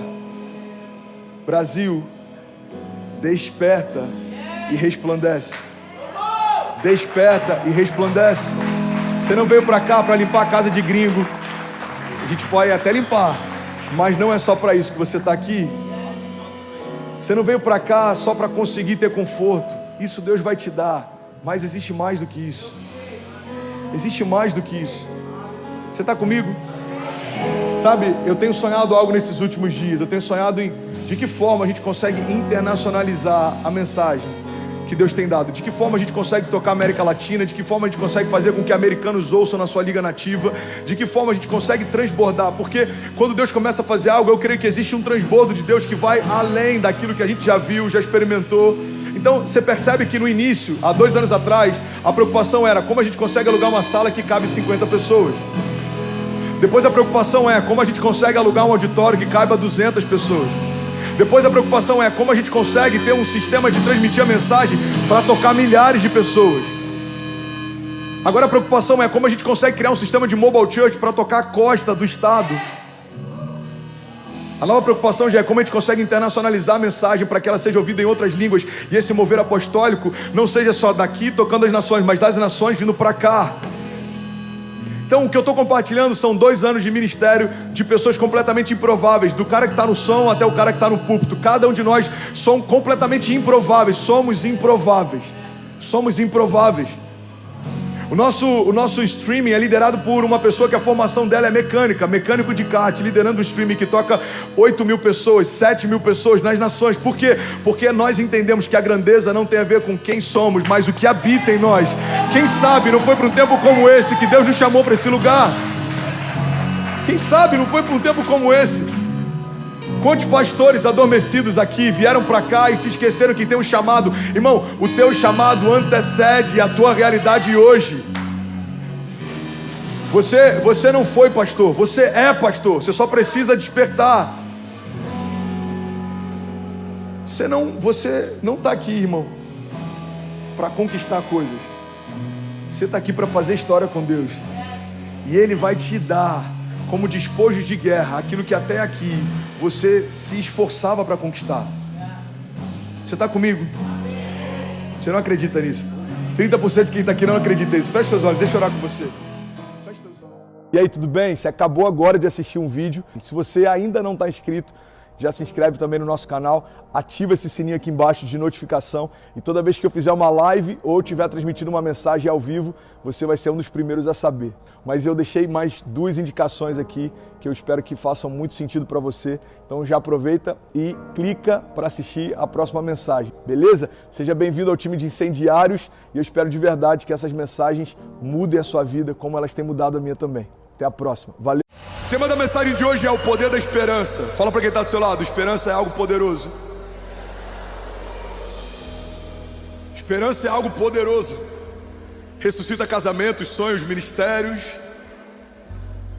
Faz alguém com pensamentos de morte voltar a ter projetos de futuro. Esperança faz alguém desanimado voltar a viver. A esperança tem um nome. A esperança, na verdade, é uma pessoa. O nome dele é Jesus, o autor e consumador da nossa fé.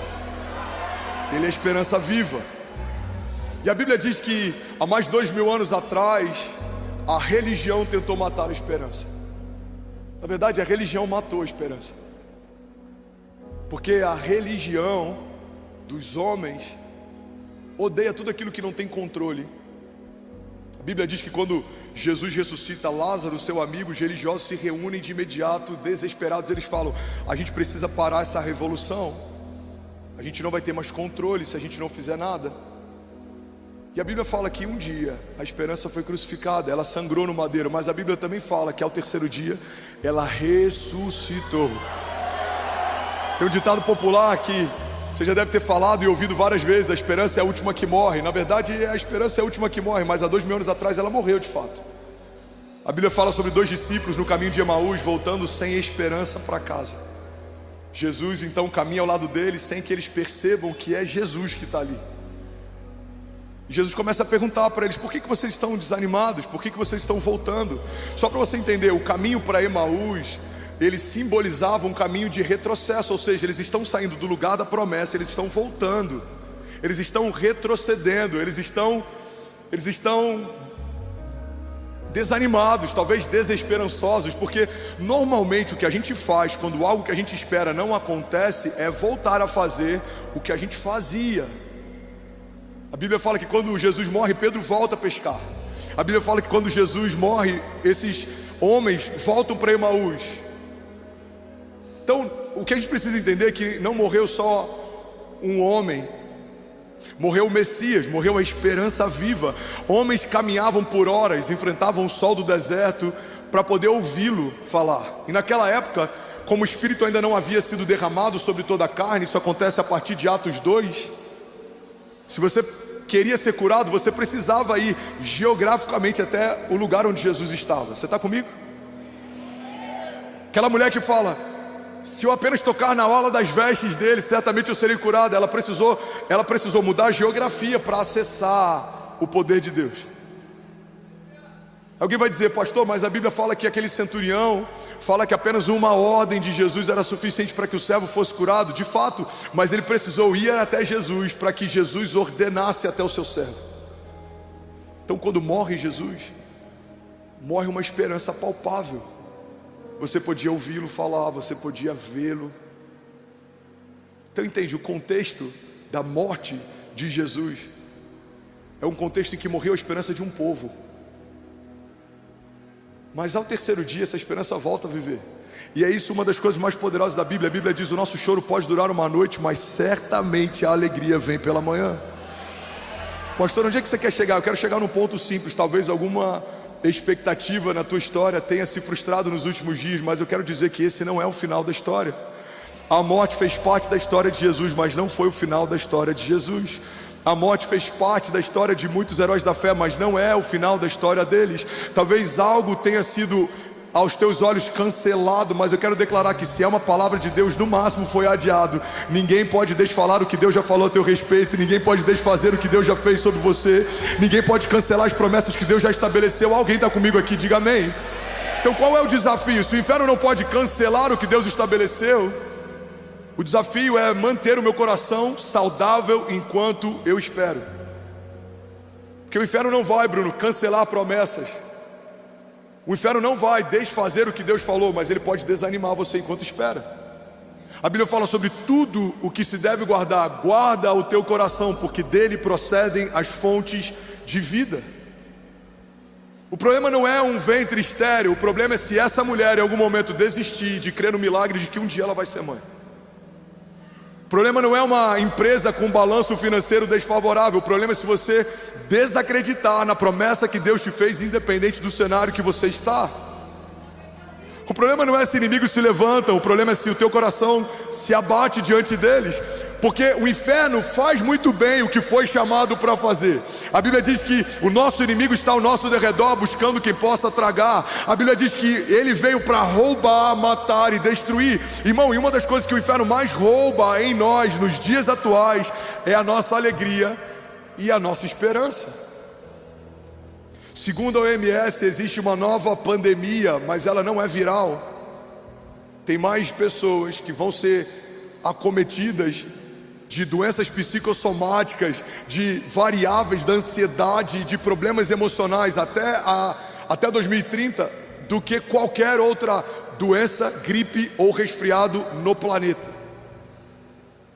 Eu não sei se é coincidência ou não que essa projeção do OMS acontece justamente quando se completa a Agenda 2030, mas o ponto é, em 2030, segundo a OMS, cada 10 pessoas que você conhece, se eu não me engano 7 ou 8, vão estar enfrentando algum tipo de desafio emocional.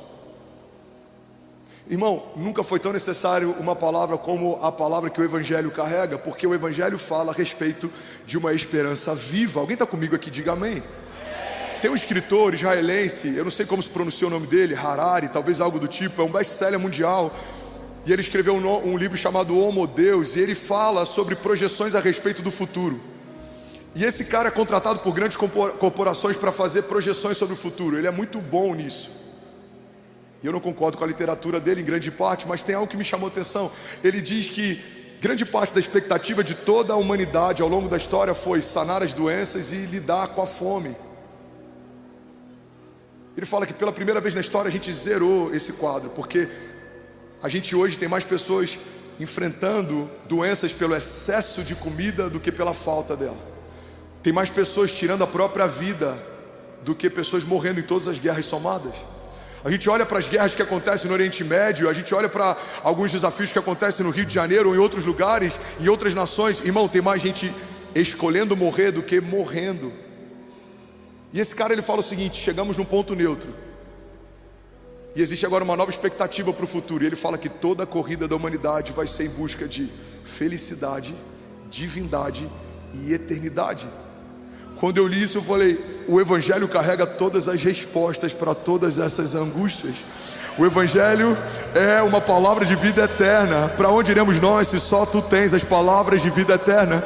O Evangelho é o que nos gera felicidade, porque felizes são, o Sermão do Monte é felizes são os pacificadores, felizes são, bem-aventurados são. A palavra de Deus diz: o homem que teme ao Senhor será feliz e próspero em tudo que ele fizer. Terá sua esposa sentada junto à mesa como uma videira frutífera, os seus filhos assentados ao redor da mesa como brotos de oliveira, e será como uma árvore plantada junto ao ribeiro das águas, que as suas raízes se estendem, e tudo que ele faz prospera. Mesmo em tempos de seca, suas folhas permanecem verdes, e ele dá o fruto certo no tempo certo. Alguém está comigo? Diga amém. Então entenda algo, irmão, que o mundo está em busca. Se você crer em Jesus, você já encontrou. Eu tenho uma boa notícia para você. Aquilo que a tua alma ansiava e procurava em vários lugares, você encontrou. Aquilo que a gente procurou em pessoas, em bebidas, em vícios, em ambientes, eu quero declarar em nome de Jesus, você encontrou. Na verdade, Jesus encontrou você. Você estava como aquele homem ferido no meio do caminho, mas um bom samaritano te encontrou no meio do caminho. Ele pagou a nossa dívida, Ele derramou sobre você um óleo novo. Alguém está comigo aqui nessa manhã, em nome de Jesus? Eu vim aqui declarar que a esperança que nós carregamos, ela não vai ser roubada. A esperança e em quem nós ancoramos a nossa expectativa não vai ser transicionada. Não deixaremos de esperar em Jesus para esperar em homens, em relacionamentos. Mulheres, olha para mim, tem muita mulher frustrada porque está esperando que o outro preencha em si algo que só Deus pode preencher. Não é um homem que vai preencher o teu vazio, é Jesus que vai fazer isso por você. Homens, olhem para mim, tem muito casamento que tinha tudo para ser extraordinário e não está durando muito porque duas pessoas incompletas estão esperando que o outro complete a si. Na verdade, o casamento não é uma resposta para que ninguém complete o teu vazio. Casamento é uma decisão em que duas pessoas completas decidem transbordar um homem que sabe quem é e o que carrega, enquanto uma mulher que sabe quem é e o que carrega, e decidem transbordar. Alguém está comigo? Diga amém. A gente coloca expectativa em coisas, em lugares, em conquistas. Estava esses dias conversando com alguém, eu não lembro quem era, e ele disse: pastor, eu nunca vi, pode existir, mas eu nunca vi uma notícia de um morador de rua que tirou a própria vida. Mas a gente ouve o tempo inteiro notícias de milionários que tiraram a própria vida. Durante a pandemia, bilionários tiraram a própria vida porque se tornaram milionários. E ele falou: você já parou para perceber isso? E eu fiquei pensativo com aquilo, porque de fato algumas das notícias que eu já ouvi e me abateram são a respeito de pessoas que do lado de fora a gente olhava e eles conquistaram tudo que a gente acha que preencheria o vazio de alguém. Mas, irmão, guarda isso aqui em nome de Jesus. Quando você alcança o sucesso que um dia você achou que te preencheria, você percebe que ele não mudou nada no teu vazio, isso gera uma angústia absurda. Tem gente que não consegue conviver. Não existe nada pior do que o vazio de uma vida sem propósito. Você não foi chamado para viver uma vida qualquer. Você não foi chamado para ter conquistas qualquer. Pastor, você está falando que eu não tenho que conquistar? Não, você tem que conquistar todas as coisas que o Senhor preparou para você. Você tem que ser o melhor profissional, você tem que prosperar. Você pode todas as coisas naquele que te fortalece. Mas a gente precisa entender que não é isso que vai preencher o nosso vazio. Isso é só o transbordo porque a gente está cheio. Não é porque você vai conquistar que você vai se sentir bem. Não, você se sente bem. Jesus encheu você, você foi preenchido, você foi sarado. E porque você caminha em plenitude, todas essas coisas lhe serão acrescentadas. Você não vai fazer força, as portas vão se abrir, coisas vão acontecer, o Senhor vai te favorecer. Uma das coisas que a gente mais vê acontecendo a partir de o favor de Deus é homens improváveis sendo colocados em lugares altos. A Bíblia diz que aquele que é fiel no pouco, sobre o muito será colocado. Alguém está comigo aqui? Diga amém. Então existe uma esperança viva, e é ela que a gente precisa perseguir. Quem é essa esperança? Se chama Jesus, o autor e consumador da nossa fé, o leão da tribo de Judá, o Deus da nossa provisão, o Deus da nossa salvação. E é sobre isso que eu quero falar nessa manhã. Alguém está comigo? Diga amém. Sabe, existem duas coisas extremamente contagiosas: o medo e a esperança.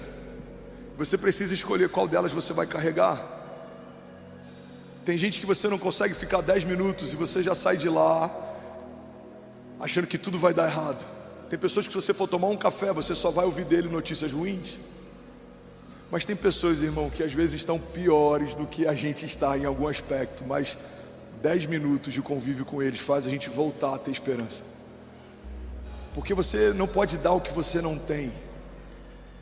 Se você carrega esperança, as pessoas que caminham com você vão sair depois do encontro com você com mais expectativa para o futuro. Mas se você carrega medo, você vai viver preocupado com o futuro. Uma das coisas que precisa ser um termômetro na nossa história é a palavra futuro. Quando a palavra futuro é comentada, ela te assusta ou ela te inspira? Quando o termo futuro é comentado, ele te deixa preocupado ou ele te deixa excited, ele te deixa extasiado, ele te deixa com expectativa. Irmão, todas as vezes que alguém fala sobre o futuro, algo dentro de mim desperta, porque é para esse lugar que nós fomos chamados. A fé fala a respeito de uma dinâmica de antecipação. Tratamos as coisas que não são como se já fossem. O que é a fé, se não uma expressão de esperança? As pessoas olham uma porta fechada, a gente está celebrando porque crê que pelos olhos da fé ela já se abriu. As pessoas veem um problema, a gente está celebrando porque a gente crê que pelos olhos da fé já se tornou testemunho. As pessoas olham um gigante, a gente está celebrando porque a gente crê que pelos olhos da fé já foi derrotado. As pessoas olham tempestade, a gente está celebrando porque a gente crê que pelos olhos da fé as ondas vão se acalmar e os ventos vão se aquietar.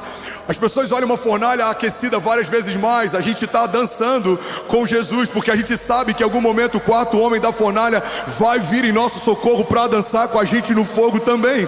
Talvez as pessoas estão olhando para você e eles estão dizendo: não vai dar, não vai acontecer, não vai se cumprir. Mas eu vim aqui nessa manhã declarar em nome de Jesus que aquilo que os seus olhos não viram, aquilo que os seus ouvidos não ouviram e aquilo que ainda não penetrou no teu coração, é isso que Deus tem preparado para aqueles que creem e caminham debaixo do seu propósito. Se os céus dizem que vai acontecer, nós cremos no céu, já aconteceu. Vamos, alguém comigo aqui nessa manhã? Aleluia. Você pode dar um brado de liberdade no seu lugar. Aleluia. Então você precisa escolher, irmão, olha para mim. Você precisa escolher o que você vai carregar. Tudo que um filho não precisa é de um pai medroso.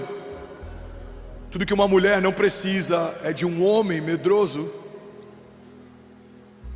Tudo que a igreja não precisa é de um líder medroso. Tudo que a nação não precisa é de um governante medroso. Porque não é para esse lugar que a igreja foi chamada. A igreja não foi chamada para recuar e se esconder. A igreja foi chamada para avançar e conquistar. E a Bíblia diz que as portas do inferno não prevalecerão contra nós. De que lado você está? Quando os inimigos te cercam, quando a má notícia te encontra. Alguns estão reclamando porque o evento talvez termine 10 da noite. Eu já estou preocupado em como vai ser a logística quando a gente precisar alugar 2 estádios. Alguns estão preocupados como vai ser a economia ou como vai ser a política, dependendo de quem assumir a prefeitura. Eu já estou com expectativa para aquilo que Jesus prometeu para a cidade de São Paulo, para o Brasil e para as nações. Porque a nossa esperança não está ancorada em algo que é passageiro, não. A nossa esperança está ancorada numa palavra que ela transcende governos, homens, políticas. Não, a nossa esperança está guardada em Deus. É da palavra que sai da boca dele que o nosso destino está sendo liberado. É aquilo que Deus fala que vai construir a nossa jornada de fé. Alguém está comigo aqui? Diga amém. A Bíblia diz que os ímpios fogem sem que haja ninguém a persegui-los, mas os justos são ousados como um leão. Tem alguém ousado como um leão aqui nessa manhã? Tem alguém pronto para viver os sonhos de Deus aqui nessa manhã? Você pode dizer amém no seu lugar. Sabe, muitas revoluções foram geradas a partir de esperança. Muitas revoluções nesse último século foram geradas através de esperança. Em 1963, milhares de pessoas se reuniram numa marcha pelos direitos civis e uma frase ecoava e liderava essa revolução: I have a dream. Um homem sonhava e decidiu compartilhar o sonho que tinha, e uma geração passou a sonhar o sonho dele também. Mas antes desse sonho ser um sonho dele, era um sonho de Deus. Guarda isso aqui, irmão. Deus está sempre à procura de alguém que possa compartilhar os seus sonhos. E se os portadores dos sonhos de Deus souberem comunicá-lo bem, uma geração inteira vai passar a sonhar aquilo que Deus te chamou para sonhar também. Porque os sonhos de Deus são contagiosos. Você vai balbuciar isso para alguém próximo, e daqui a pouco você vai compartilhar numa mesa íntima, e daqui a pouco você vai falar nos corredores, e daqui a pouco uma geração está ouvindo aquilo que Deus falou com você no seu lugar secreto. A Bíblia fala que José um dia recebe um sonho de Deus, e ele compartilha com seus irmãos. E a Bíblia diz que os irmãos de José passam a odiá-lo ainda mais. Sonhadores, olhem para mim, guarda isso aqui. Os seus sonhos vão gerar resistência, os seus sonhos vão gerar perseguição, Os seus sonhos vão gerar denúncia, porque todas as vezes que alguém está sonhando um sonho de Deus, denuncia alguém que está sonhando um sonho sobre si. Você está sonhando uma cidade, alguém está sonhando a sua própria casa. Você está sonhando uma geração, alguém está sonhando os seus próprios sonhos. Todas as vezes que um homem de Deus está sonhando um sonho de Deus, isso denuncia quem parou de sonhar. Então os irmãos de José não têm um problema com José, mas os irmãos de José não conseguiram conviver com o tamanho do sonho de José. Mas o sonho de José não começa em José, começa em Deus. Deus dá para José e algo acontece. Está comigo? Diga amém. José é rejeitado porque carrega os sonhos de Deus. José é vendido porque carrega um sonho de Deus. José é escravizado porque carrega um sonho de Deus. Mas em algum momento na história, a Bíblia diz que no meio da prisão José é lembrado porque ele interpretava os sonhos. Irmão, a mesma linguagem que o inferno vai tentar usar para te abater, é nesse lugar que Deus vai te redimir. Se o inferno tentou abater um sonhador, Deus agora levanta um sonhador para governar. Talvez em algum momento da história julgaram os teus sonhos, julgaram aquilo que você tinha expectativa, julgaram aquilo que você tinha esperança. A pior coisa que você pode fazer é dar acesso a quem não te dá destino. A pior coisa que você pode fazer é levar em consideração um comentário de alguém que não estava com você quando você estava sendo gerado. Alguém que não estava com você quando você estava ouvindo os sonhos de Deus. Lagoinha Alphaville, ouve isso aqui, guarda com carinho em algum lugar no teu coração. Muitas vezes não vivemos os sonhos de Deus porque esperamos a aprovação de alguém para começar aquilo que o Deus que prometeu já aprovou enquanto prometia. Deus não promete algo e depois avalia se vai acontecer, não. Enquanto Ele fala, algo já está acontecendo. Mas muitas vezes ancoramos a nossa esperança e a nossa expectativa na aprovação de homens. Se a aprovação te move, irmão, a rejeição te para. Se é a aprovação de alguém que vai te manter feliz, se é o aplauso de alguém que vai te manter feliz, pode ter certeza que quando as palmas não estiverem lá, você vai pensar em desistir. Mas não é sobre a aprovação. O momento ápice do ministério de Jesus acontece no momento de maior rejeição do seu ministério. A Bíblia diz que quando ele estava sendo crucificado, não havia uma multidão torcendo por ele ou celebrando o seu ministério, não. Aqueles que diziam ser os seus discípulos fugiram. Pedro, que estava ao seu lado, falou que não o conhecia. Havia choro, havia risada, havia humilhação. Tiraram sorte para ver quem ficava com as suas vestes. Um dos homens crucificados ao seu lado estava desdenhando dele até o último fôlego. Então entenda algo, irmão. Enquanto está numa cruz se manifestando a redenção e o Filho de Deus está cumprindo uma promessa, a multidão está se dispersando e ninguém estava lá para ver. Por quê? Porque não é sobre popularidade, não é sobre quantos te aplaudem, não é sobre quantos concordam, é sobre quem te viu quando ninguém via. É sobre quem prometeu algo para você quando você não tinha valor. É fácil alguém querer entregar uma palavra profética para o Neymar, é fácil alguém querer entregar uma palavra profética, sei lá, para o Lewis Hamilton, é fácil. Agora, nem todo mundo tem o mesmo intuito de se aproximar e de ter você perto enquanto você é só uma promessa de Deus. É fácil se associar com quem está vivendo o cumprimento de uma promessa, mas é muito difícil acreditarmos em algumas pessoas enquanto são só promessas. Irmão, eu vou ser muito ousado em dizer que em alguns momentos, alguns dos sonhos de Deus para você vão ser tão fora do comum que vai ser difícil até para os seus pais acreditarem que de fato vai acontecer. Porque aquilo que Deus falou para você, Ele confiou a você. Não espere que ninguém concorde com o que você ouviu de Deus. Eles não estavam lá enquanto você ouvia. Não é obrigação de ninguém concordar com os sonhos que você carrega. Eles não estavam lá enquanto Deus te fazia sonhar. Pastor, minha família não apoia. Tá tudo bem. O irmão de Jesus chegou a questionar se de fato ele era o Messias. Ele escolheu 12 a dedo, um dos 12 o vendeu por algumas moedas de prata que nem conseguiu utilizar, se arrependeu, quis devolver, e os homens que pagaram pela traição não quiseram dinheiro de volta porque era maldito. Tá tudo bem se alguém te perseguiu, te traiu, tá tudo bem se nem todo mundo concorda, celebra, tá tudo bem. Você faz parte do rol dos heróis da fé. José foi vendido pelos próprios irmãos. Abraão teve que sair do meio da parentela para poder viver o seu destino profético. Daniel foi traído pelos homens que faziam parte da mesma corte e habitavam no mesmo palácio.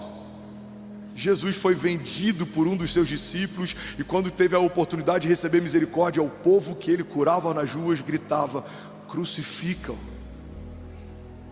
Agora, não está tudo bem se você abrir mão da esperança que você carrega, porque ninguém vai poder sonhar por você.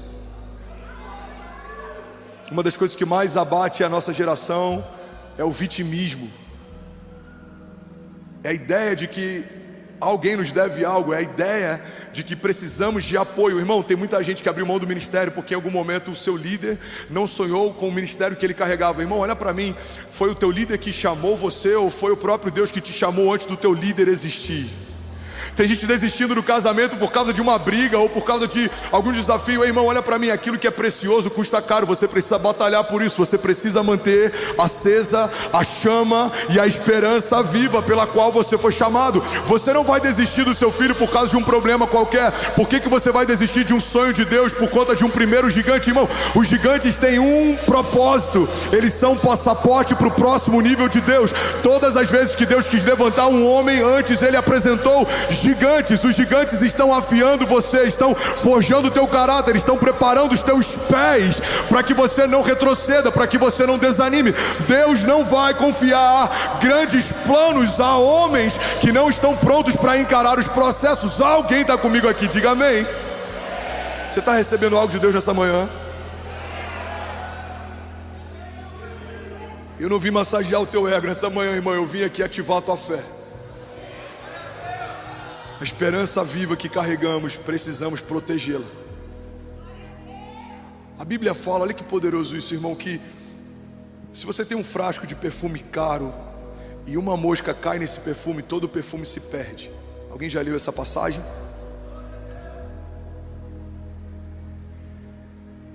Os vitimistas vão dizer: a culpa não é minha, a mosca que quis cair ali. Mas homens de Deus vão reconhecer: só caiu algo que contaminou meu bom perfume, porque eu deixei de tampá-lo. Só pode contaminar o teu coração se você tiver alguma brecha ou acesso para que contamine. Só conseguem roubar a tua alegria se você der alguma brecha ou acesso para que alguém roube. Muitas vezes sentamos em mesas que não deveríamos sentar, ouvimos conselhos de quem não deveríamos ouvir, nos cercamos de pessoas que não deveríamos nos cercar. A Bíblia fala que feliz é aquele que não anda segundo os conselhos dos ímpios. Igreja, olha para mim. O que mantém a nossa esperança de pé é ouvir a palavra de Deus. O que você precisa? É ouvir um pastor? Depende. Se esse pastor fala sobre a palavra de Deus, isso pode te ajudar. Mas tem muitos pastores que de vez em quando pincelam a palavra de Deus só para trazer algum tipo de como é que eu vou dizer? Trazer um ar religioso para pregações que são muito mais palestras do que mensagens. Eu vim aqui para declarar em nome de Jesus: a esperança viva que você carrega tem um nome. Você não depende de homens, de líderes, de cenários. Você não depende de promessas políticas. Você não depende da economia, da geografia. Deus pode fazer com o homem mais simples, no lugar mais pobre, porque nunca foi sobre o lugar ou sobre o homem, sempre foi sobre o Deus que decidiu levantar alguém. Quando Deus decide levantar alguém, não há quem possa impedir o seu agir. A palavra de Deus diz: se Deus é por nós, quem será contra nós? Davi não foi lembrado nem pelo seu pai para ser chamado naquele dia em que a unção seria derramado sobre um dos seus filhos. O profeta chega para o pai de Davi e fala: são esses os filhos? Estão todos aqui? Não, tem um. Eu fico imaginando na cabeça dele, ele pensando: tem uma, com certeza não é quem você procura. Tem um pequeno franzino, está no meio das malhadas, ele está pastoreando as ovelhas. O profeta fala: manda chamar. E quando chega Davi, é esse a quem Deus escolheu ungir. É possível, irmão, Deus carregar sonhos para você que talvez nem os seus pais sonhariam. É possível Deus te chamar para viver coisas que talvez nem você te chamaria. Irmão, com muito temor eu falo: se eu fizesse parte do RH dos céus, jamais eu teria aprovado a minha ficha para estar no lugar onde eu estou. Fico imaginando a ficha: André Fernandes, pastor dessa igreja? Não é possível. Não, mas onde esse menino estava em 2000? Não tem como. Aqui, isso aqui não tem como, vai para repescagem. Se você fosse líder do RH do céu, você não teria chancelado as promessas que Deus te fez. Mas por que Deus promete coisas tão grandes para homens tão falhos? Porque não tem a ver sobre você, tem a ver sobre a promessa que você carrega. Quanto mais improvável é, mais glorioso se torna o seu testemunho, porque as pessoas vão reconhecer, cara, não tinha como ele viver o que ele está vivendo, só Deus poderia fazer o que está fazendo. Quanto mais improvável o seu testemunho, mais Deus é glorificado. Alguém está comigo aqui nessa manhã? Vamos, já somos 25 mil famílias online, França, Angola e Canadá, acabou de conectar. Vamos lá conhecer, será que alguém nessa manhã pode fazer barulho? Aleluia! Aleluia! Aonde eu ancoro a minha esperança? Alguns ancoram no histórico. Por isso vemos tantas pessoas velhas de igreja frustradas quando veem jovens vivendo os sonhos de Deus. Não é possível que alguém com 5 anos de conversão esteja vivendo o que eu não estou vivendo 20 anos da igreja. Pois é, aquilo que você vai viver não está chancelado pelo seu currículo gospel ou pelo seu histórico, não é pela história passada, é pela esperança viva. Conheço caras extraordinários que têm mais teologia, mais história, mais tempo de igreja, mas em algum momento ancoraram a sua expectativa mais num sistema religioso do que em uma promessa de Deus. Ainda estão esperando que alguém no sistema os veja, ainda estão esperando que alguém no sistema os levante. Irmão, você não depende de nenhum sistema, muito menos do religioso. Você só depende de uma palavra. Jesus escolhe homens que o sistema não escolheria. Jesus era uma falha no sistema. Jesus era uma falha no sistema.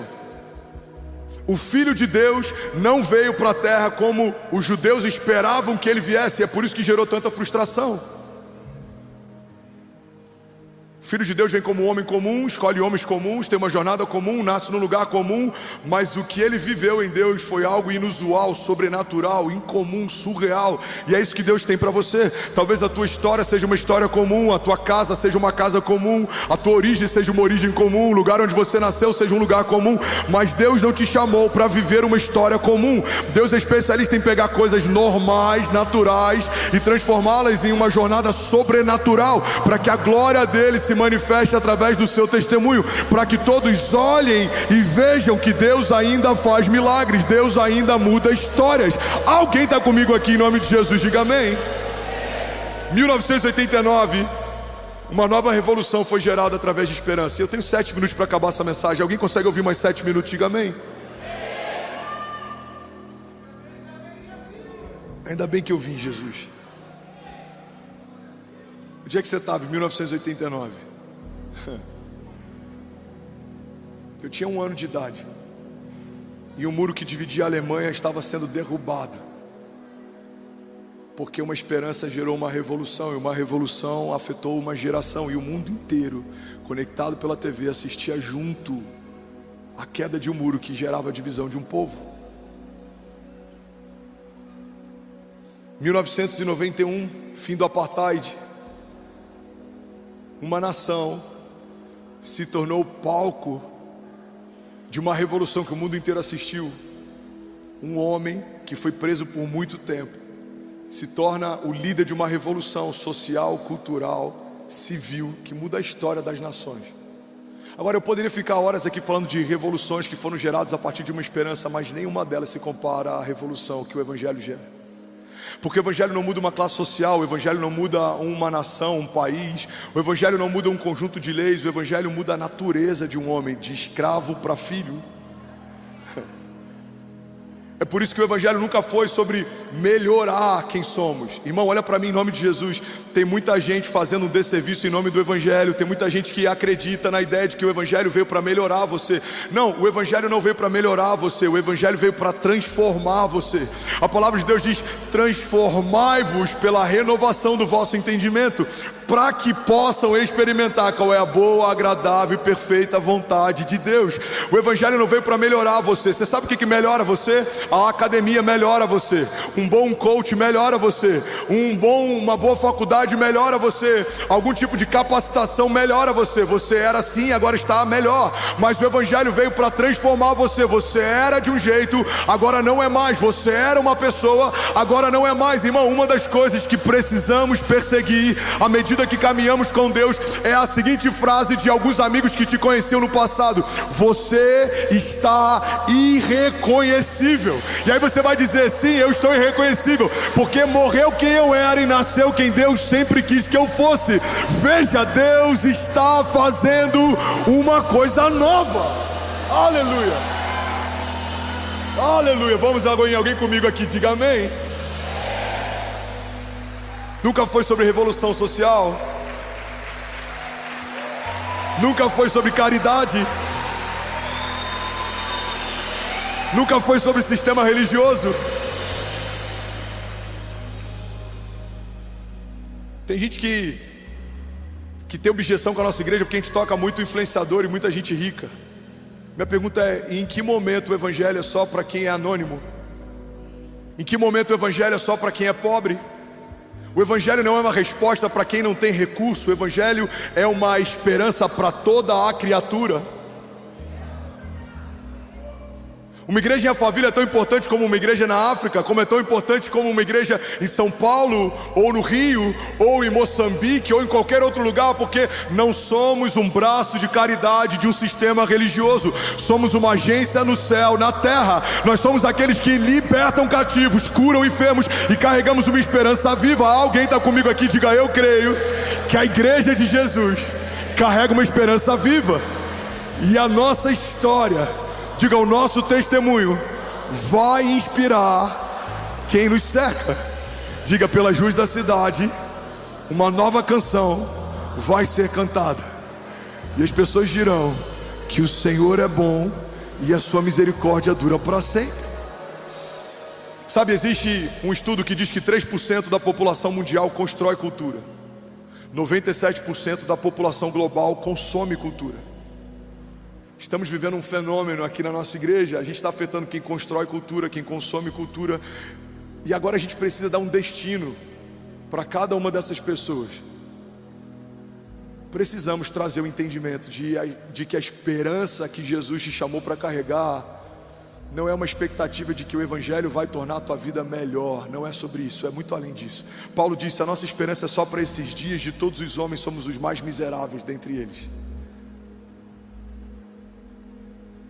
A igreja não é um banco do céu para você tomar um empréstimo quando está mal. A igreja não é uma farmácia para você pegar um remédio na prateleira quando está doente. Não, essas coisas nos serão acrescentadas.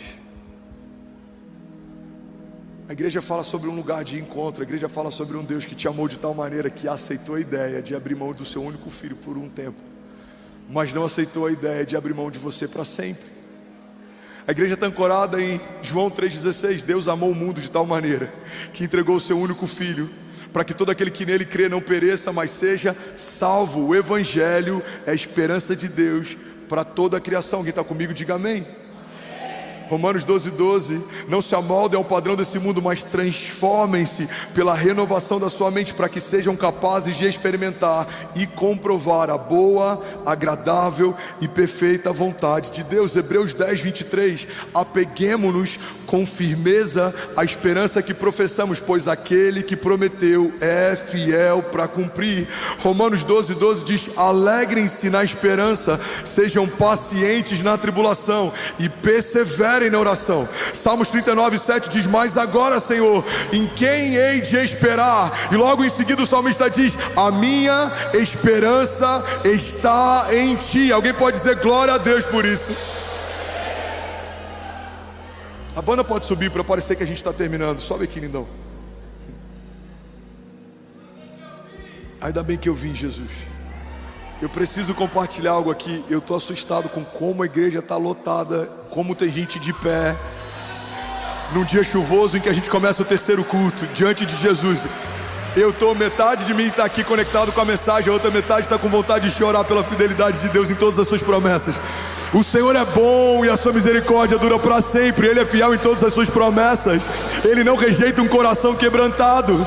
Se cremos que aquilo que Ele prometeu é verdade, certamente viveremos cada uma das suas promessas. Alguém crê nisso aqui? Diga amém. Agora entende algo, irmão.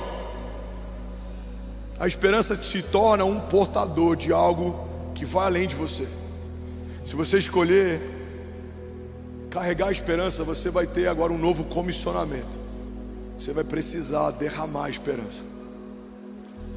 Porque no Evangelho, guarda isso aqui, o milagre nunca é fim, o milagre sempre é meio. A mulher que foi curada ao tocar nas vestes de Jesus, o testemunho dela ecoa até hoje. 2000 anos se passaram, a gente ainda está falando daquele dia. Pedro anda sobre as águas, ele sai do barco, por um momento até afunda, mas mesmo voltando molhado, ninguém pode falar que viveu com Jesus aquilo que só Pedro viveu. Até hoje a gente está falando daquele dia. Você pode lembrar do paralítico que foi içado de um telhado, você pode lembrar dos leprosos que foram curados, você pode lembrar de qualquer milagre que aconteceu na história. Guarda isso aqui, irmão, nenhum deles terminou neles, mas passou por eles. A pior coisa que a gente pode fazer é reter aquilo que Deus está fazendo. O seu testemunho tem um propósito, ele precisa ir além de você. Então quando você carrega esperança, você se torna uma carta viva. É sobre isso que eu ia pegar hoje de manhã. Eu tinha um sermão inteiro sobre o poder do testemunho, mas Deus me levou a falar sobre o poder da esperança. E eu creio que alguém aqui está precisando disso para romper. Você está comigo? Faz sentido? Mas a esperança, ela afeta o nosso testemunho. Quando você carrega a esperança, você se torna uma carta viva. 2 Coríntios 3:2 diz assim: vocês mesmos são a nossa carta, escrita no nosso coração, conhecida e lida por todos.